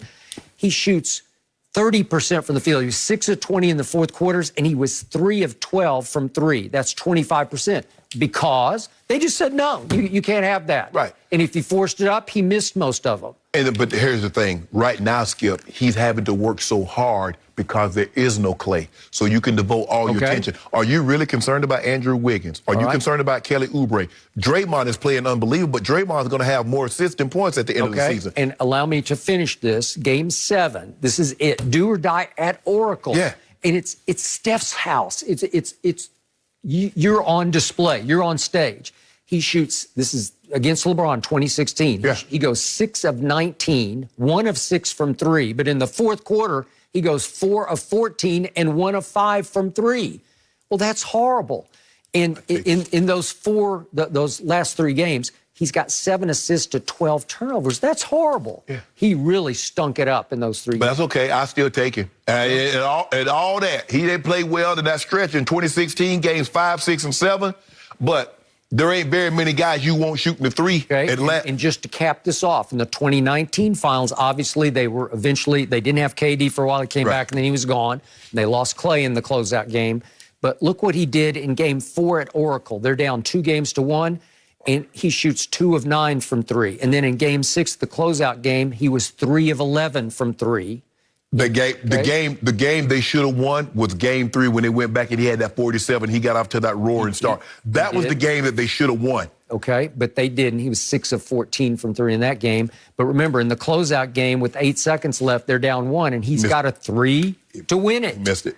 And he missed it. Yeah. So, again, consistently hasn't been able to do what he did last night in big playoff games, or what he did in his back-to-back MVP regular seasons. He can't do when people guard him. Well, the expectation has gotten so far out of hand, Skip, is that we expect every time the ball leaves his hand, we expect it to go in. Yeah. Even though a lot of times, Skip, he's shooting the ball from where he's shooting the ball from. And now these guys have gotten so, Skip, 20 used to win the three-point competition. Now, guys are getting 31. Pretty soon, they're going to have to back it up. Yep. It reminds me of back in my younger days when I would go see the Harlem Globetrotters. I don't know if you ever saw them. Yes. Okay. And Meadowlark Lemon was like extraterrestrial to me. He could do things that no human could do. Yeah. He would stop the game and shoot a hook shot from half court and make it. And like it was a free throw. And I'd say, you can't do that. So we'd be in the gym. We'd all be trying to throw hooks from half court. You can't even hit the rim. Right. Well, for Steph and for Damian to just come across half court and shoot a jump shot, go try that in the gym. Yes. It takes strength, man. Yes. I don't know where they're getting the strength to get the ball to the rim. And they shoot it just like they shoot their normal jump shot. It doesn't look awkward to me. It doesn't look like they're trying to throw it. It's not no heave. No. They're shooting it like they're shooting it in rhythm. Yes. With, dare I say, effortlessly. Yes. It's hard to get the ball that far. I mean, the dude, he walks past half court. He shoots it, lets it go. Coach looks at you. Damn, Coach, I ain't picking nobody up in no half court now. I mean, they're limited. I understand playing defense, but I can't check the guy from at half court. No. You basically got to stand at half court, Skip, and if Dame or Steph has the ball, they're danger to let it go. Yep. But over time, shooting logo threes, are you going to be able to make 25% of them? But the thing about it, Skip, he and Dame, that's why their percentages. Yep. They're shooting the volume, and they're shooting the distance. They're just not shooting corner threes, Skip. Dame Lillard and Steph are shooting logo checkmark threes, half-court threes, and they're shooting 38 and 41%. Yep, and I will give you this. If you do make one, even if you're making whatever, 25%, if you make one, it can either bring the house down when there are fans in the house, or it can shoot you right in the heart on the road. You better hope they don't make it. Yep. You better hope they don't take that shot early and make it, because if they make that shot early, the rim is going to get ginormous for them, and you got your hands full. Yep. And you saw Dame last night, Skip. He saw a couple of them things because he missed his first couple, and then all of a sudden it started going in. And then now, okay, you at his mercy because he's gonna heat check you, and the heat check is scorching. Yep, I agree. So, but like I said, Skip, for me, Steph is in a class by himself as far as shooting the ball. But I'm not so sure I'm taking anybody over Dame, because Dame can get his shot off the dribble. The way he can pat the ball and step back. That Clay is catch and shoot. Reggie was catch and shoot. Ray Allen was mainly catch and shoot. But the way Dame can handle the ball and still get that three off from distance, I don't know if I'm taking anybody other than Steph over him shooting the ball. Clay. No, Dame Lillard. Yeah, but what about Clay? Is he in this conversation? Clay is in the conversation. I don't see the range from Clay. Right. He doesn't try it. He's just more like... He's more catch and shoot. Yeah. But Skip, Dame and Steph, Skip, Dame is smaller than Steph. He is. And can get that shot off. Dame, what's Dame, 6 foot? 1. 6'1"? He's stouter, obviously. He's stronger. But the way he can handle it. No, I agree. And get that shot off from distance. Oh, all right. I don't know. Steph is just special to watch. Every time I see him, he always puts on a show, and congrats to him as well. No mercy. So J.J. Watt signing with the Cardinals might bring even more changes to Arizona. Houston Chronicle writer John McClain said that the Watt signing sparked the idea of a Deshaun Watson trade for Kyler Murray. It would reunite Watson with receiver DeAndre Hopkins while also replacing the franchise QB for another rising star in Murray. So Shannon, I start with you. Would this work for both sides here? Not straight up. Hell no. If I'm the Houston Texans, y'all not finna just give me Kyler Murray for no Deshaun Watson straight up. Y'all better add some changes, add some pieces to that. Couple of another first-round pick and maybe a player. I guess the Texans are taking that show on the road, Skip. I guess they're moving it to the Southwest, going to Arizona. But here's the thing: Deshaun Watson will be able to function in any system. I'm not so sure Kyler Murray. You got to build a system specifically for his skill set. Deshaun Watson, you plug and play. Take him, put him in the West Coast, put him in Cliff Kingsbury's system, put him in wherever you want, Skip. He ready to go. So for me, if you want to do this deal, Skip, I'm still going to need a couple of first-round draft picks, even though you're giving me a quarterback to replace the quarterback that I'm losing. So I can see, but it just appears to me, Skip, just for this, yes, that's a viable trade. But I'm not so sure anybody has the ammunition that the Jets do. The Jets and the Dolphins have the ammunition. So the question is, what else would the Cardinals have to give in order to get Deshaun Watson? We know there's it would need to be a quarterback switch. Are we going to need to include another first-rounder? Maybe another 2 first-rounders? Yep. Because Jared Goff went for 2 first-rounders and the quarterback. How the hell you think you get Deshaun Watson straight up? Deshaun Watson better than Matthew Stafford. I don't care what anybody says. I don't care about the arm angles. I don't care how many he throw for 100,000 yards. Agreed. Matthew Stafford's not better than Deshaun Watson. Agreed. So if he goes for 2 first-rounders in exchange of the quarterback, hell, Deshaun Watson got to get at least that. Okay, let me start by saying the John McClane, who has covered the Houston Texans and Oilers for years and years, is as great as the John McClane in one of my favorite movies, Die Hard. So they're equal to me. And that's for me, that's saying a lot, because I love me some Die Hard. Yes. Love Die Hard 3, Die Hard 4, not so much Die Hard 2. You like the first one? No, the first one was a great one. Yeah. Oh, it was a great one. Not 2. Okay. The one at Dulles, no good. Okay. But anyway, the point is that when John McClane in Houston speaks, I listen. Yes. So he came up with this concept, and I'm sure the Texans are now at least listening to a guy who is better at running the Texans than anybody who works for the Texans is. So I love the concept, but I am with you times 5 on what you're talking about, because, yes, the Texans would get an exciting quarterback back. Yes. One who is reasonably proven. We've seen enough. I think you came around on him and said, okay, he's viable. He can work in this league, but he's whatever he is, he's barely over 5'10", so it's always going to be a little bit of a drawback. Right. He's going to have to overcome his lack of size the rest of his career, because Tom Brady was always 6 feet 4 inches tall from the start. Exactly. Okay, so to me, Houston would deserve extraordinary more back with Kyler Murray. I would ask for 3 number 1s plus Kyler. At least you'd have Kyler to start over with. Right. But he's just not Deshaun, and he's never going to quite be Deshaun. At his best, I don't think he'll be at Deshaun's best. Okay. So if I'm Arizona and I had the opportunity to swap quarterbacks to upgrade to Deshaun, and they wanted 3 number 1s, I would think hard about it. What about this? What about this? What about Kyler, 2 number 1s, and Buda Baker? Ooh, that's a lot, too. Yeah, I'd do that. Because he's worth a number 1 to me, because he's playing like a number 1. I mean, he is a number 1. Right. Because, Skip, you need some defensive help. Okay, that defense was trash last year. That's fine. But you need a lot more than just Kyler, because just to say, we'll take Kyler because we don't have anything else, that will not work. But I do think there's something here that would work for Houston. Right. Because I'll do this. If it's the Jets saying you can have Sam Darnold, I'm taking Kyler over Sam Darnold any day. But the one thing the Jets do have, Arizona, they got boatloads of picks. Boatloads. They got their picks. They got their pick. They got Seattle pick this year and next year. So that's 4 first-rounders, Skip, in the next 2 years. Yep. Plus Sam Darnold. Now, is Sam Darnold better than Kyler Murray? Hell no. But if I can get Sam Darnold, what did they say? Well, we'll give you Kyler and 2 number 1s. And the Jets says, we'll give you Sam Darnold and 3 number 1s. Well, I'm taking Sam Darnold and 3 number 1s. Okay. All right. But still, it's intriguing to get Kyler Murray because, man. Oh, he's back home. Now, I don't know how close. Well, he's not close to Houston, but he's a Texas kid. He's from the Dallas-Fort Worth area, Allen, so. Skip, they might force Kyler to go back and pick up a baseball bat. He started at Texas A&M, which is about 80 miles from Houston, but whatever, it didn't work out at Texas. Skip, he might pick up, he's like, hold on, I ain't signed up for the Houston Texans. I might have to go pick up my baseball bat. That would be the ultimate problem that you would have to figure out, that he would be all in for you with the Texans. And by the way, he was spotted the other night at a Phoenix Suns game wearing an A's hat. And what was the message? Like, am I still thinking about it?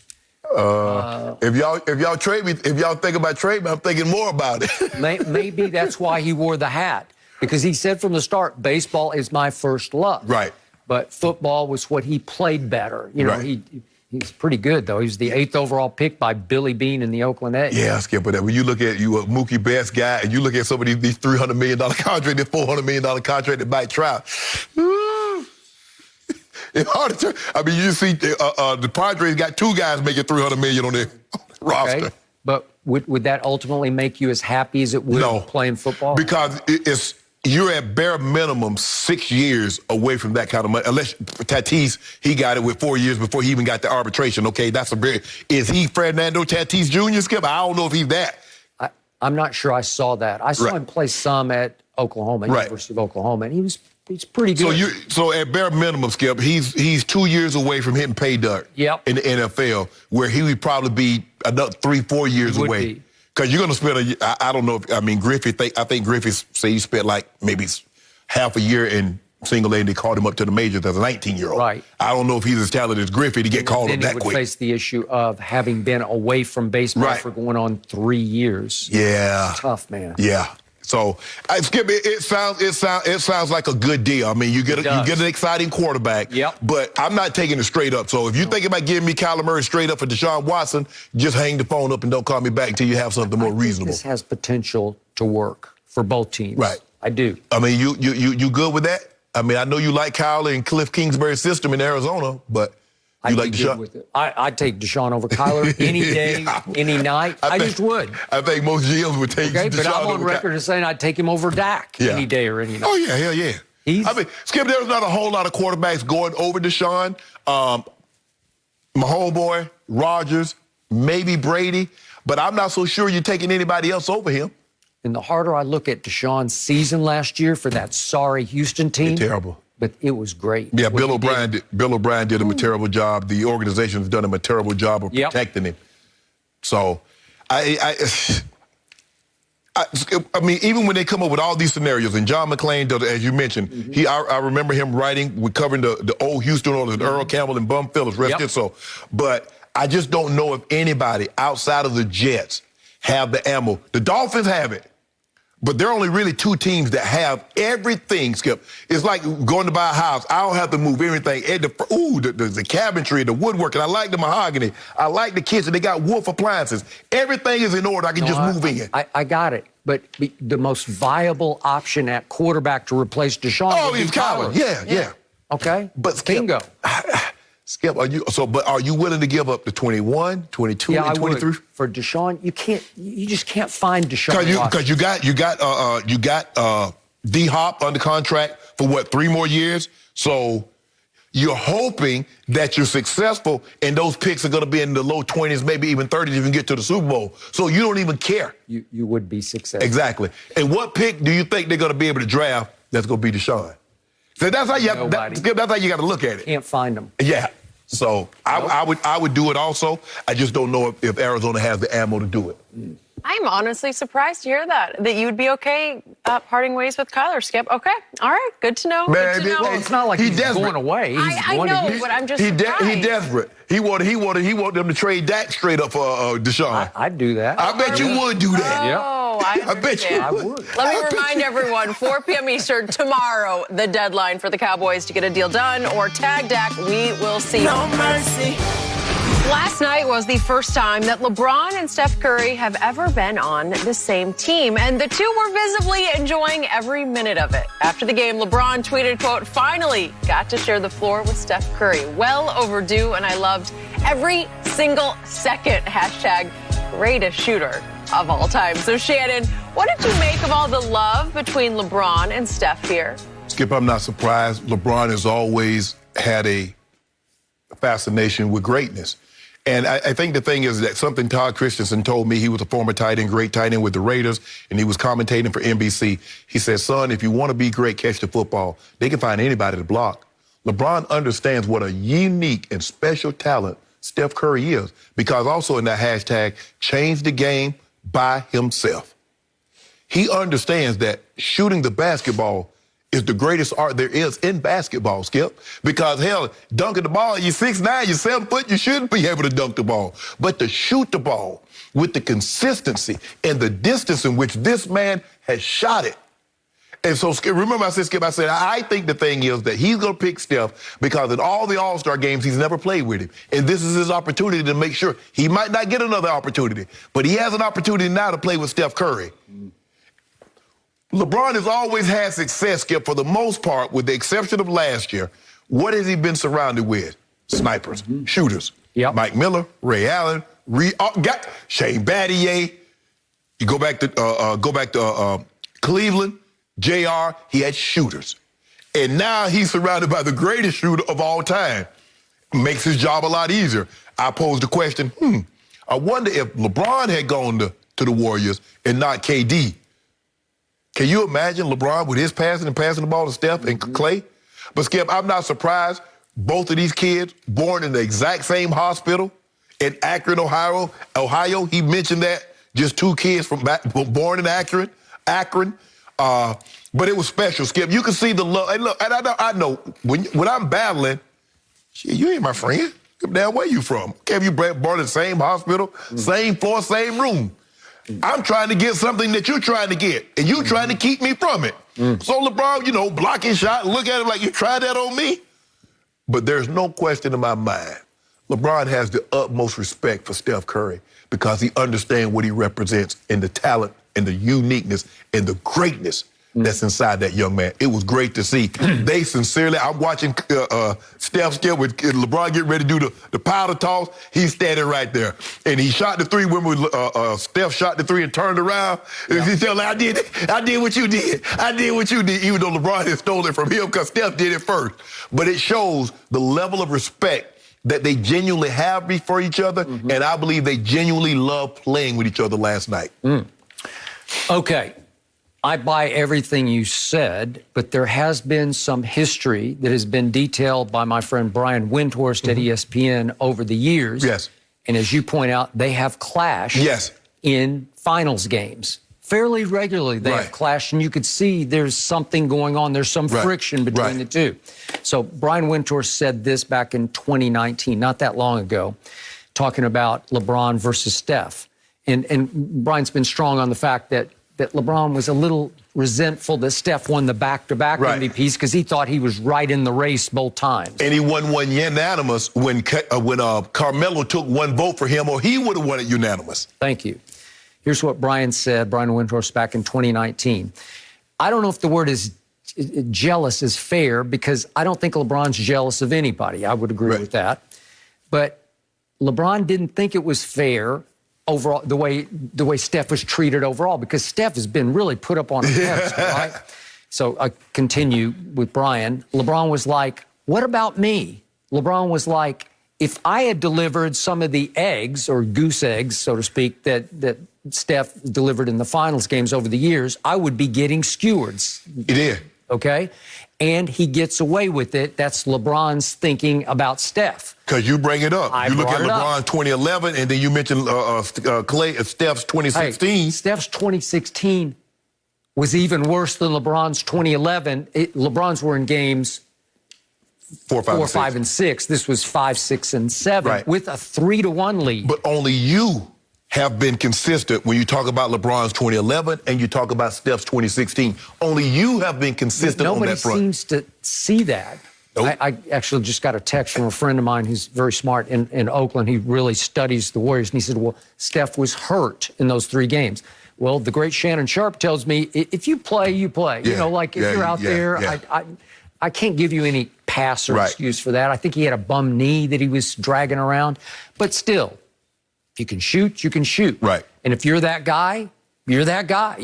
If you have 3 cracks at closing that deal, 2 of them at home with a 3-1 lead, and you're the man, you got to win one of them. I'm sorry, you just do. If you're up 3 games to 1. And he's a transcendent player, because we'd see no one shoot the ball like he did. So he's transcendent. So he has to do things that other just great players.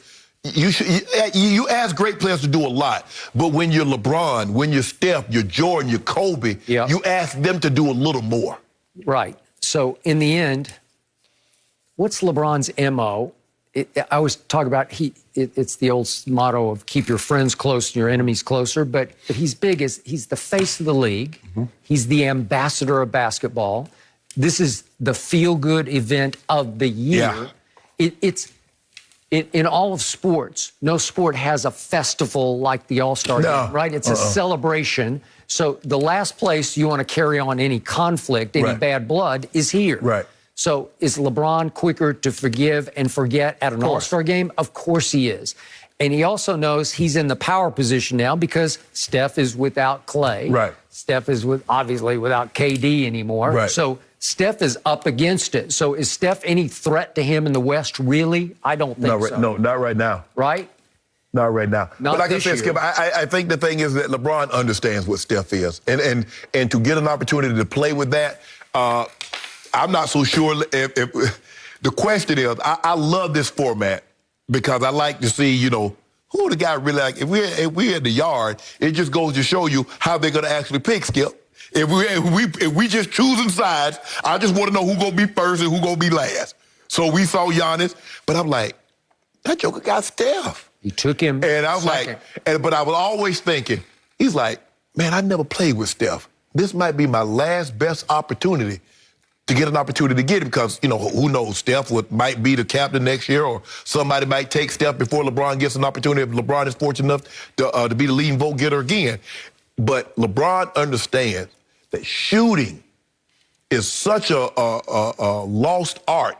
It's so great in that game. And I get an opportunity to play with the greatest shooter. I get an opportunity to play with the greatest shooter. And even Giannis put out a post saying, hey, you're going to make a great GM. Look, they understand what LeBron has done, the visibility. He made it okay, Skip, because before LeBron, very few free agents were willing to leave, especially Shaq. Shaq was the first, big-time guy to, booked it up out of town. Yep. But when LeBron did it, KD like, okay, I'm bouncing. So is it possible LeBron has a little Steph envy? Because what is the one glitch in LeBron's game? He's not a great shooter. Everybody got envy of Steph. But what have you seen, Skip?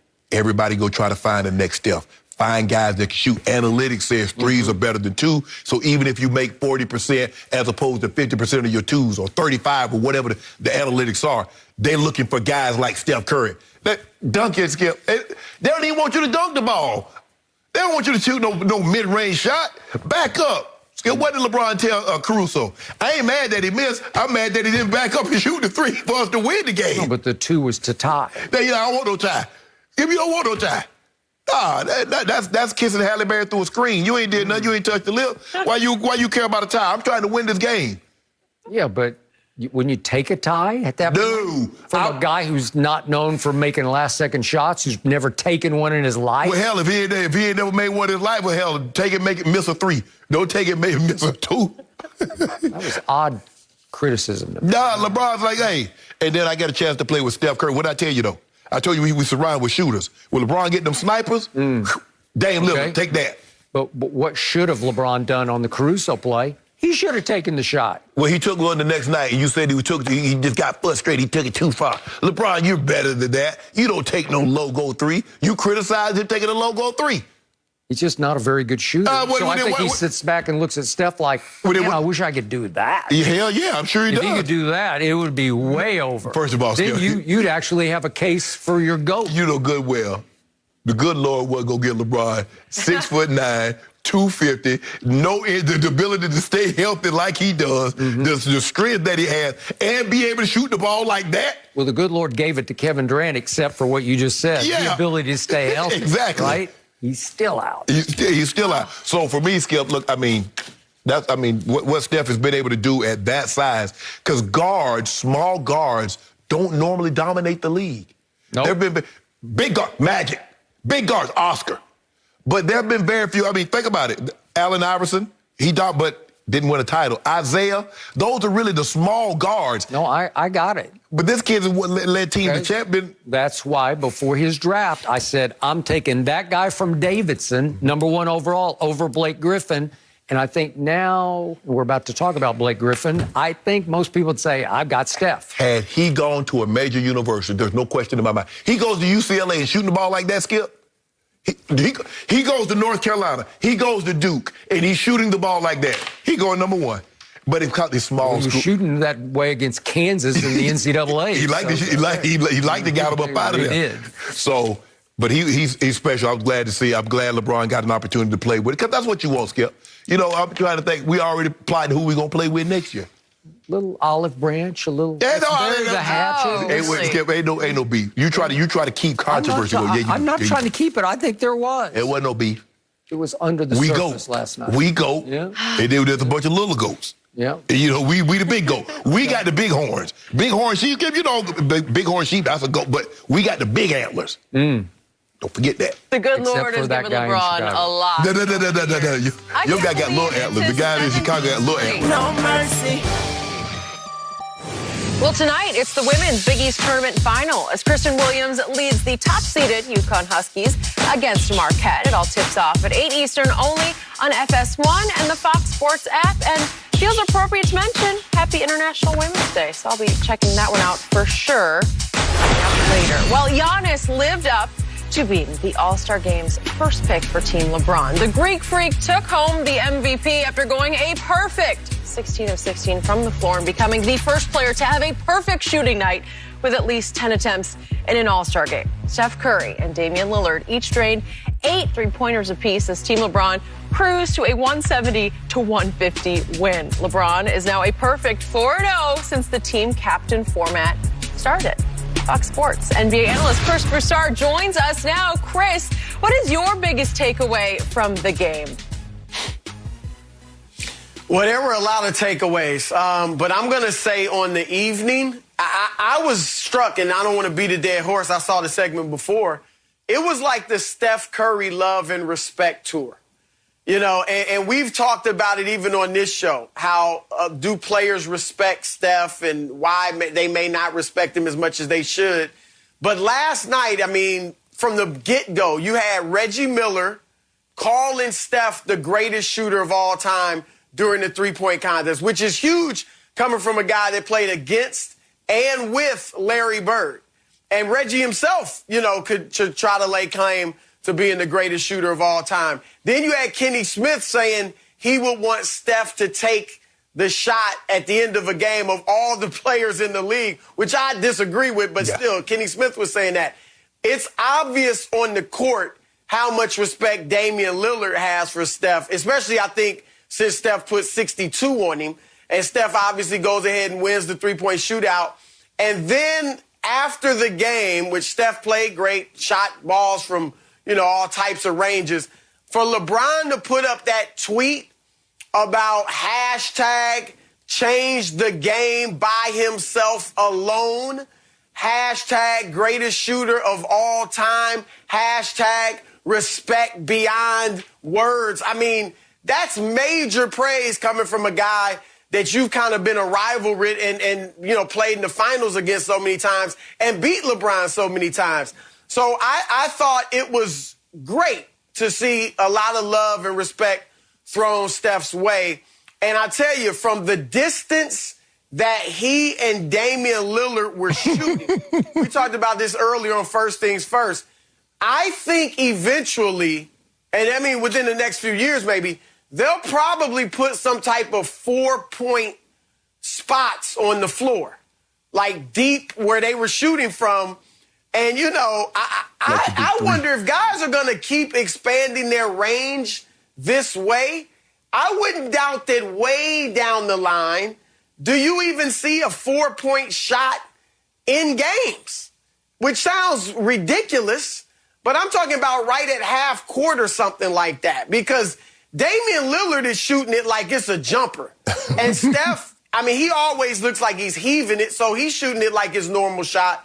And I think guys are just going to keep expanding on that. So that's an interesting thing to watch for. Yeah, for me, I took away, Chris, is that what we saw last night is the greatest distance shooting that we had seen in an All-Star game. The way Steph and Dame can shoot the three, and then James Harden and Bradley Beal was equally as competent at shooting the three last night. What we saw is that we saw 58 made threes on 133 attempts and 38 dunks. So we had more three-pointers made than dunks in an All-Star game. So that just shows you the evolution. Chris, I thought Dame should have been the MVP. Now, I know Giannis was perfect 16 for 16. That's the most makes without a miss of someone that's taken at least 10 shots in an All-Star game. But Dame Lillard scored the final 11 points. He had a layup, and then he hit 3 threes. And the last 2 were not your little corner threes. They were long range threes. And then he comes back and hit one step past half court and said, hey, you know what? I got a flight to catch. Even though he's flying private, he's like, I told my pilot I'd be back at this time, and I'm about to end this game. This thing is over. So what we saw last night, Steph and Dame put on a clinic shooting the ball from distance. Now, it's like when these guys shoot these little corner threes, I'm like, how you missed that? That's a free throw, Skip. The corner 3 is now a free throw. It is. Yeah, I mean, it's ridiculous, the ease at which they can shoot that. So now... Well, Steph in practice made 105 in a row. You're like, right? How do you make 105? Now, I wouldn't be surprised if somebody, Dame Lillard probably can make 30-foot threes in a row. But I love the game. I love the All-Star game. I love the distance shooting. But I want to make 2 suggestions. The first suggestion is the smallest guy's got to jump center. Because I love Chris Paul winning the tap. So the shortest guy to start the quarters, Chris, got to jump center. And so as long as we do that, and you're right. But how do we, Skip, if they keep shooting the ball from distance, you can't make the corner 3 any corner because the guy's feet is damn out of bounds to begin with. You can make it. So how do they push it? They can't push the line back further. So I'm with you, Chris. One step past half court, you get 4 points. And guess what? Guys are going to perfect that shot, and guys going to be average. That's how somebody's going to break Wilt's record, because somebody's going to hit a couple of 4-pointers in a game. By the way, speaking of Chris Paul, I didn't know he could dunk. He got up and dunked. Dave, even Steph caught one. A lot of little guys. And Steph hung on the rim. Kyrie. Yeah. And wait, how about Luka? I didn't know Luka could jump. Can he dunk? He got up and dunked. Luka did. And Yoke, Skip, when Yoke won the tap, Yoke, that was the greatest the most excitement Jokic has had. And then he got mad because Giannis wouldn't throw it off the backboard so he could catch it. He looked at the bench like, I wanted to dunk it. Okay.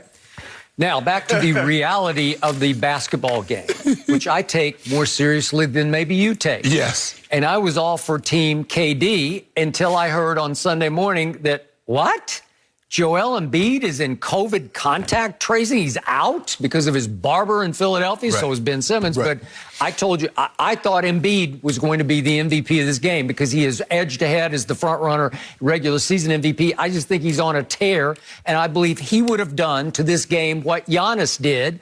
And he also would have stopped or curtailed some of Giannis's just wide open dunks. Because I've never seen an MVP score more easily or luckily by accidentally banking in 2 of your three-pointers than Giannis did to win MVP. And I'm with Shannon. I don't know exactly what Chris thought. I thought Steph, because he set the tone for the distance shooting in the first half and gave them their lead and gave them their momentum. Mm-hmm. I thought he deserved MVP. He also had 4 rebounds and 4 assists, which Dame did not have. But the point was, how did Giannis win MVP off just because he went 16 for 16? Yep. And by the way, if we could just quickly see the rush through the 16 shots that Giannis made, I just want our viewers to let this sink in. This is the MVP performance.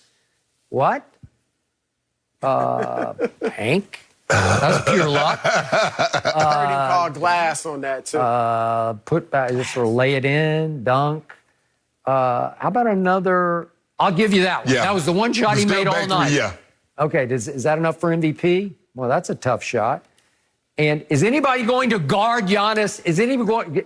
Any contests? No. Can anybody just jump with him and like give him some problem? Just bother him a little bit off the bank? Holding up the trophy. Way to go. How did that happen? After the greatest distance shooting display we've ever seen from one of those two guys, maybe they should have shared MVP, right? Yes, like Shaq and Kobe did in Phoenix. Okay, but the bottom line was, if KD had been able to play and Embiid had played, I don't think LeBron would have been able to sit out the whole second half because I think he would have felt as team captain obligated to say, I got to go. And the game probably would have been closer, Skip, in the fourth quarter because at that point, the East needed 24 points, and the other team needed like 40 points to get to 170. Well, come on. What are you doing? And you don't play any defense. You're not going all of a sudden everybody just going to sit down in the chair and try to guard. So respond, Chris. Well, I'm like you guys. I mean, as the game was ending and they were going to announce the MVP, I was thinking Steph or Dame, right? Yes. And I kind of leaned more towards Steph because you said it, Skip. He kind of set the tone earlier in the game, and then obviously Damian took over late when it was basically over. But then I thought about it, and Giannis didn't have the same impact, but he was 16 for 16. I mean, I almost feel like you had to reward that. And I get it. You just showed it. I mean, it was all types of uncontested dunks and layups. But the All-Star game is generally a lot of that, especially in the last 8 to 10 years, and still no one has been perfect from the field. So I just felt like, and I'm sure the voters felt like, you just got to reward a guy that goes 16 for 16. And I think that comes out of Giannis's hustle. I said it before the game. Giannis is going to be a key to a victory because unlike most guys, he's going to be out there playing almost like it's a real game. Mm-hmm. You know, he's going to be hustling. He's going to be diving for loose balls. And those dunks, a lot of them were hustle plays just because he's playing at a speed that everybody else wasn't. And a lot of guys are just content to shoot a bunch of threes. So I think that was what they felt like. You can't not give a guy that goes 16 for 16 the MVP. Okay, so Chris, you have known LeBron, covered him very closely for many, many years from the start of his career. Gut feeling on what happened in the second half. Did he sit out the second half as like on principle because he said this game was a slap in the face of the players who did not want to play this game? Or did he sit out the second half to save himself for the second half of the season for the Lakers? I would lean more toward the second one. I definitely don't think he was doing it on principle or sending a message because he looked like he had fun. Yeah. You know, even as he wasn't playing, he looked like he was enjoying it like everybody else. And clearly he wasn't into it. You know, he missed some layups and dunks and things like that. So I don't know how much rest he needs. You know, obviously he got the game off before the All-Star break, and now he's going to get a few extra days. But I just think he felt like, you know, there's really no need for me to be out there. I'm not on top of my game. These guys are shooting the ball from 35 feet. That's not what I do. Yep. And I think that was a lot of it. And I think he just enjoyed kind of watching the show, knowing that he's done everything you could do in the All-Star game. And he probably, look here, man. Hey, Luka. Skip, I didn't realize Luka played damn near 32 minutes. He didn't have much to show for it. If LeBron was like, look here, man, this 17 in a row for me. 17 in a row, 18 years. Now Vogel did say a couple days back, he said he's beat up. Yeah. And I'm like, I didn't know he was beat up. So we good. I think we don't play again till Friday. Friday. So we got, Wednesday, Thursday, Friday. Okay. Played a little walkthrough on Saturday. Yep. 13 minutes on Sunday. Monday, Tuesday, Wednesday, Thursday. Wait.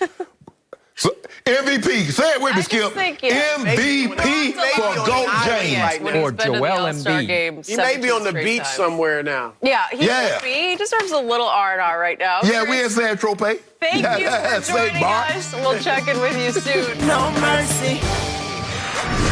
The Nets have won 8 of their last 9 without Kevin Durant, and now they're getting yet another All-Star. Blake Griffin has officially signed with Brooklyn after his contract was bought out by the Pistons over the weekend.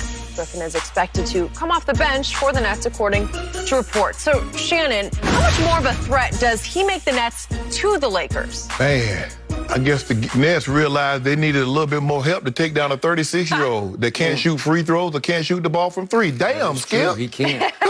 So why you need all this? You got James Harden. You got Steph. You got because you can. No.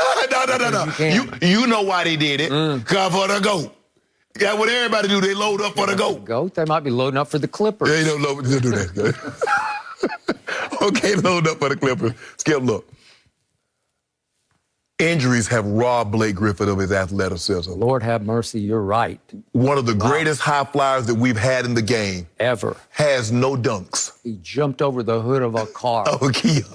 He went from jumping over a Kia to shooting threes. And that's I don't know. I don't know what happened. He went from Dominique Wilkins to Steph Curry in a matter of 3-4 years. But that's what injuries have done to him. It has robbed him of his athleticism. But what he can do is that when they go small, they can play him at the 5. Now, I don't know if he'll start. I don't know if he'll come off the bench. But they can play him at the 5 and slide KD back to the 4. And so now you go Blake, you go KD, you go James Harden, you go Kyrie, and Joe Harris. Joe Harris will need to be in the closing lineup because he's still their best three-point shooter, and he can space the floor. So I think Blake can give them something. Maybe he eats up some of the minutes that Jeff Green normally plays the 5 when DeAndre Jordan is not in the ball game. So, Skip, I think he adds something to him. Plus, having played in the league as long as he has, I believe the 3 top guys trust him to be where he's supposed to be, know what he's supposed to do, and do what he's supposed to do. So I think he'll be a great addition for what they need. Skip, they don't need another 20-point scorer. They just need somebody that can get a rebound and occasionally make a shot here or there. But they have enough. But they did need another big. I'm not so sure they're still not in the market for a true big. Maybe an Andre Drummond, maybe Hassan Whiteside or JaVale McGee. I believe they're still on the market for another big. But I like this acquisition to them. And I believe he would serve them better because a lot of people have, well, he might go to the Lakers. I just think he's a better fit for them than he would be the Lakers. So I never thought I would say this about Blake Griffin, but he just makes them a little better. Yes. That's all I can give you is a little better. Yes. And I'm with you. I think he'll come off the bench. You didn't mention Jeff Green. Yes. He's playing still at a very high level, and they definitely trust Jeff Green. The difference is Jeff Green can guard multiple positions where Blake is basically relegated to a 4 or 5. Yeah, I agree. So here's the irony of this situation to me. I watched just about every game Blake Griffin played at the University of Oklahoma because I'm a fan. But what troubled me was he stayed for 2 years. Well, what superstar stays in college for 2 years? They just don't. One and done.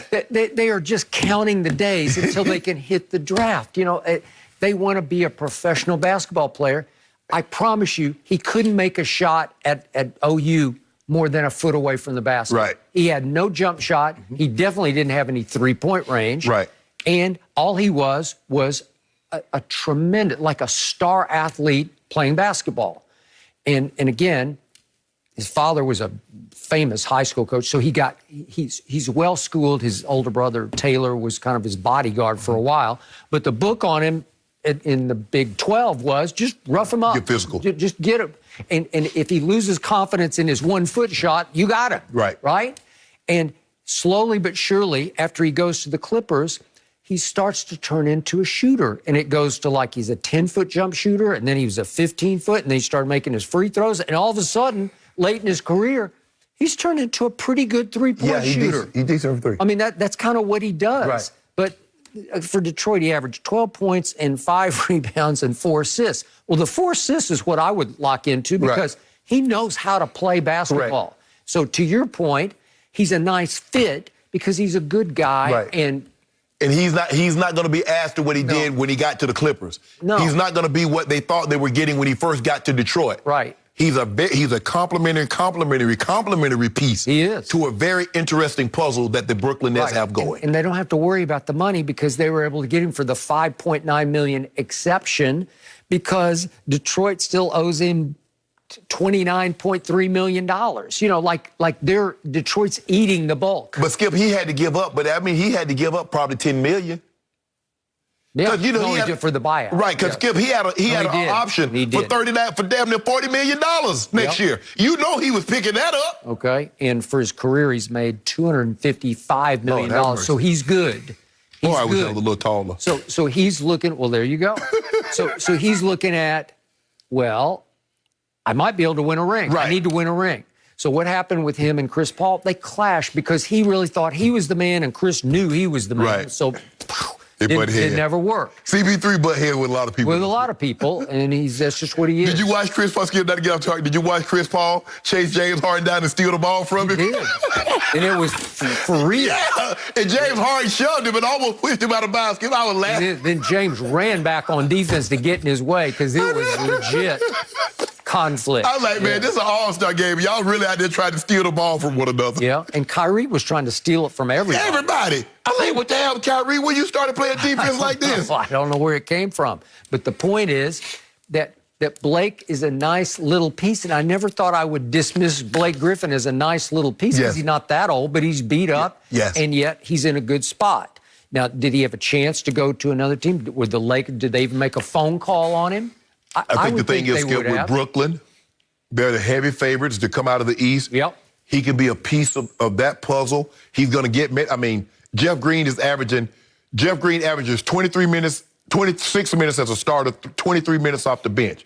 So could he cut into some of those minutes? Could they down to 20 and 20 apiece for those guys? Yep. I don't think you need Blake Griffin playing 30 minutes. I don't know if he can play that long. But clearly Detroit, Jeremy Grant is now the new guy there. They got some guys that are young and coming. It's like, okay, we're moving in a different direction. Let's get you somewhere where you can be happy because what we're trying to do here, you don't fit in our plans. So why is it that every player who's supposed to be speculated to be on the market right now, like acquirable, every speculation, every story reportedly says they want to go to the Nets? Yes. And the Nets have empty spaces. You know, they were playing 2 players short. Right. So now they've got one. And to your point, the Drummond rumors are out there that he's more interested in going to the Nets. We gonna get the Lakers Drummond. need somebody big. We gonna get Drummond. We gonna get Drummond on Whiteside. Yeah. And it's gonna be over. I think he'll be relegated to Whiteside. We ain't no relegated. Yep. Watch what he does when we get him. He give us probably about 12 and 15. Is Whiteside Dwight? No. He gonna be better. Is he JaVale? No. He gonna be. Watch what he does, Skip. Was Dwight before we got him? No. Is Dwight right now for Philly? Yes. He played well because Skip. Memphis just said, no, don't even worry about catching a flight here.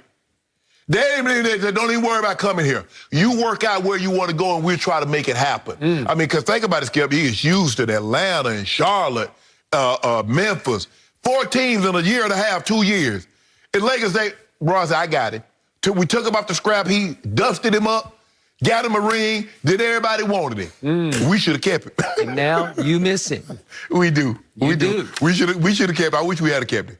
Boy, there's a monster growing in Brooklyn. Whew. We'll calm him down. Yeah. We'll calm him down. Are you sure first you got to about get that, by the Shannon? Clippers. Oh, first of all, are we sure Kevin Durant is going to be? Yep, we're sure. We sure? Okay. We are completely positive You're that sure the best about player that? on the planet will be ready to rock. Okay. You know, little hamstring Skip. That's it's a big muscle back there. He got the little tiny He's taking his little time 'cause tiny he's got legs. time. He got them little tiny legs. They're really long legs. That voice. No mercy.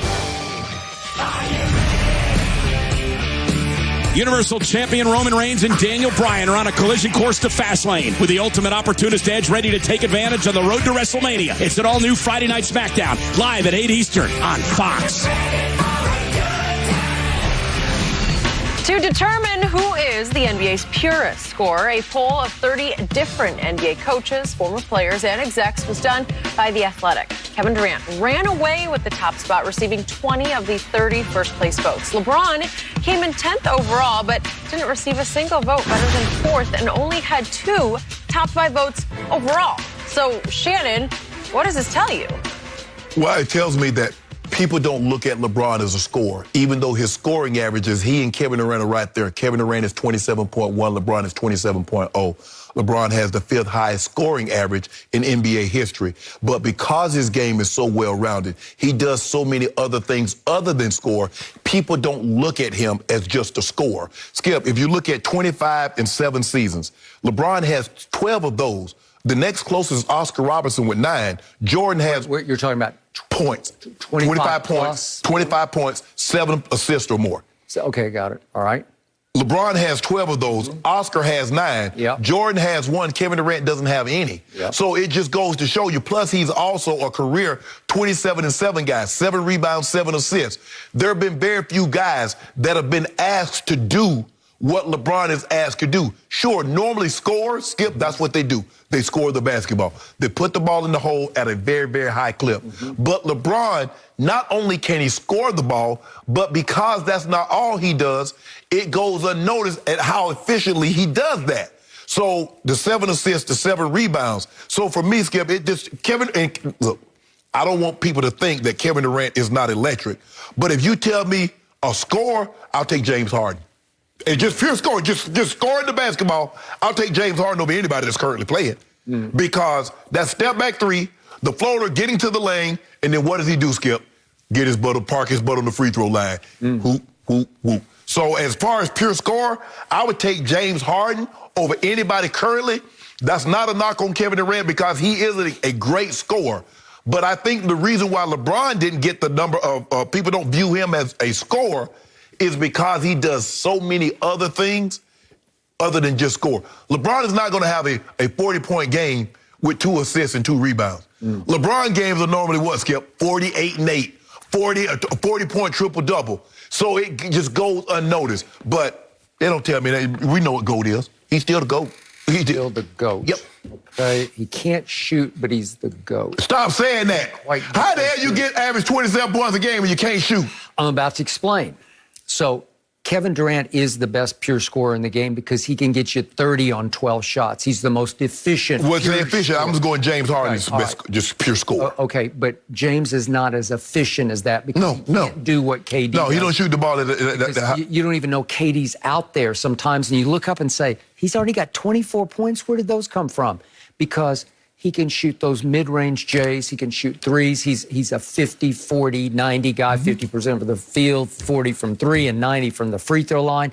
And he'll just go routinely to the free throw line, and suddenly you look up and he's 10 for 10 from the free throw line. They add up. If LeBron James, I said this from day one, if he could have improved his free throw shooting up toward 90%, he'd already be knocking on Kareem's all-time door. If he'd just been 80, he'd be at 37,000, over 37,000 points right now. That's what I'm saying. Yeah. But if you get up toward 90, like Jordan was 85 and Kobe is 85, you could. Right. And KD is always pushing 90. Well, if you could do that, it'd be over already. Yeah. So to me, it's a minor miracle that LeBron James can do everything that he does and still score, but he scores in very different ways than Kevin Durant scores. Right. What do I always call him? Greatest driver of the basketball ever. To this day, you cannot keep LeBron James from the rim because he's 6'9". What do we give him now? 260-ish, somewhere in that range? He trimmed down. He went pescatarian. Did he? And no, he I did just not. made that up. Okay? And he weighs what? 250, 255. 255, 260. Let's call him 260. 6'9", 260, and he's still explosively quick at that size. Yeah. So much that anytime he wants to, he will get to the rim. It's the equivalent of playing bully ball because usually he can just bully whoever. There's nobody who can guard him on most teams who can match up physically, just with the physicality of him. And I'm not saying he is a bully by nature. He just is, like, I spell his name sometimes. It's not LeBron, B-R-O-N. It's B-R-A-W-N, as in Braun, because he is football player built. He is weight room built. So he can get to the rim and score so easily, quickly, just by dunking or laying it off the glass. He got Magic Johnson handled with Karl Malone's body. He does. He has Karl Malone's body for sure. Yeah. And they're both about the same, about the same size. 250, yeah. I would agree with that. And yet he's going to get to the free throw line, and he's just a he's a below average 3-point shooter, but he's what, career 34%, and he's taken higher volume now. He's down to 35%. But the combination of all the above make him a high volume scorer. Right. Where he's going to continue to average what Kevin Durant averages because Kevin can't get to the rim like this. Right. Because he's not physical enough. Right. He's still bean Polish, you know, like he's still skinny Kevin, right? But Skip, remember a couple of years ago, LeBron was 27, 8, and 8, and he put 2 of those seasons together, and only Russ, Harden, and Jordan had ever done it, but nobody had done it after the age of 30. He did it twice. Yep. He's getting 25, 7, and 7. Nobody's ever done that after the age of 30. That's what he's doing. But because he's doing so many other things well, you just don't look at him. Nobody's ever looked at it as like, Bron just scoring. Because he's rebounding the ball, Skip. He might get you 13 to 14 assists. He might get you 12, 13 rebounds. That's not what we see from KD. That's not what we see from the other scorers. And what makes James Harden so unique, James Harden gets you 60 points in a triple-double. He'll get you 50 points in a triple-double. Now, when Russ was going through his streak of all those triple-doubles, Skip, he could get you 40, 50 in a triple-double. But as far as LeBron, I just don't think people view him. People don't realize LeBron James is a 27-point-a-night scorer, Skip, for a career. Okay, but in this list, he comes in 10th among pure scorers. This is the guy who's starting to get into the ballpark of the greatest scoring in the history of basketball. It's like Tom Brady. When it comes to best pure throwers of the football, he's never in the top 5. It's who you go with. Aaron Rodgers. You talk about Dan Marino. You talk about Patrick Mahomes. But you're talking about spectacular throwing. But I think pure throwing, Brady's right there with anybody. No. Catchable throwing. No. Yes. But Skip, you keep on telling me that what he can't do. All I know is that he just keep getting these 20. He just keep getting 27 a night. Can I say nicely that he's a below-average shooter? Is that fair? Yeah. Skip, Skip, you want the man to have everything? Well, again, what do I call LBJ? LB no J? Because most of the time it's no J. So yet he scored all these points. You want the People magazine sexiest man alive to also be the richest man alive. That's never going to happen, Skip. I'm sorry. That's not going to happen. Well, the basketball gods were good in one big capacity, and that is he is the most durable superstar athlete in the history of sports. Can you say 40, 10, and 10? 40,000 points, 10,000 rebounds, 10,000 assists. Book it. 10,000 games. You can't deny the tournament at this point. Ain't no 10,000 games. No mercy.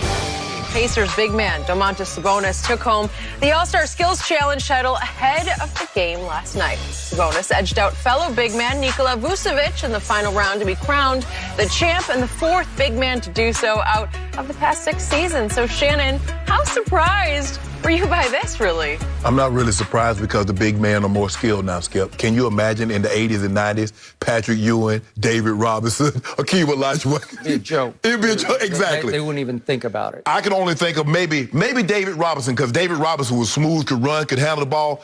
His father, Arvydas Sabonis, but I don't know if he can get up and down the court well like this kid. So, but I'm not surprised, Skip, because these big men are so skilled. 6'11" Sabonis, 7-foot Vucevic, but I'm not surprised at all. Okay, but we saw 2 next evolutions. We saw distance shooting from Steph and Dame.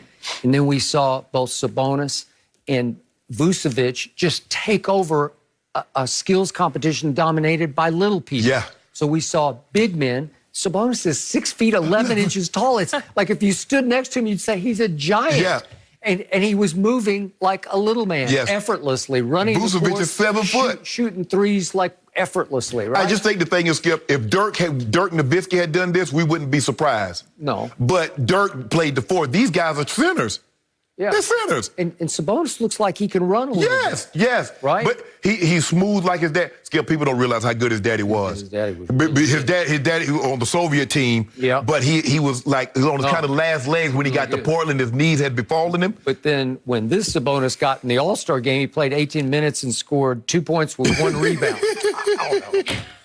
He was just, but hey, Skip, he almost won last year's skill challenge. It took Jaylen Brown to hit that Hail Mary to beat him. That's it for Undisputed. We're back same time tomorrow morning. Will we have Cowboys news tomorrow? We'll see. The Herd's on now. Dak doesn't have a deal. That's the news.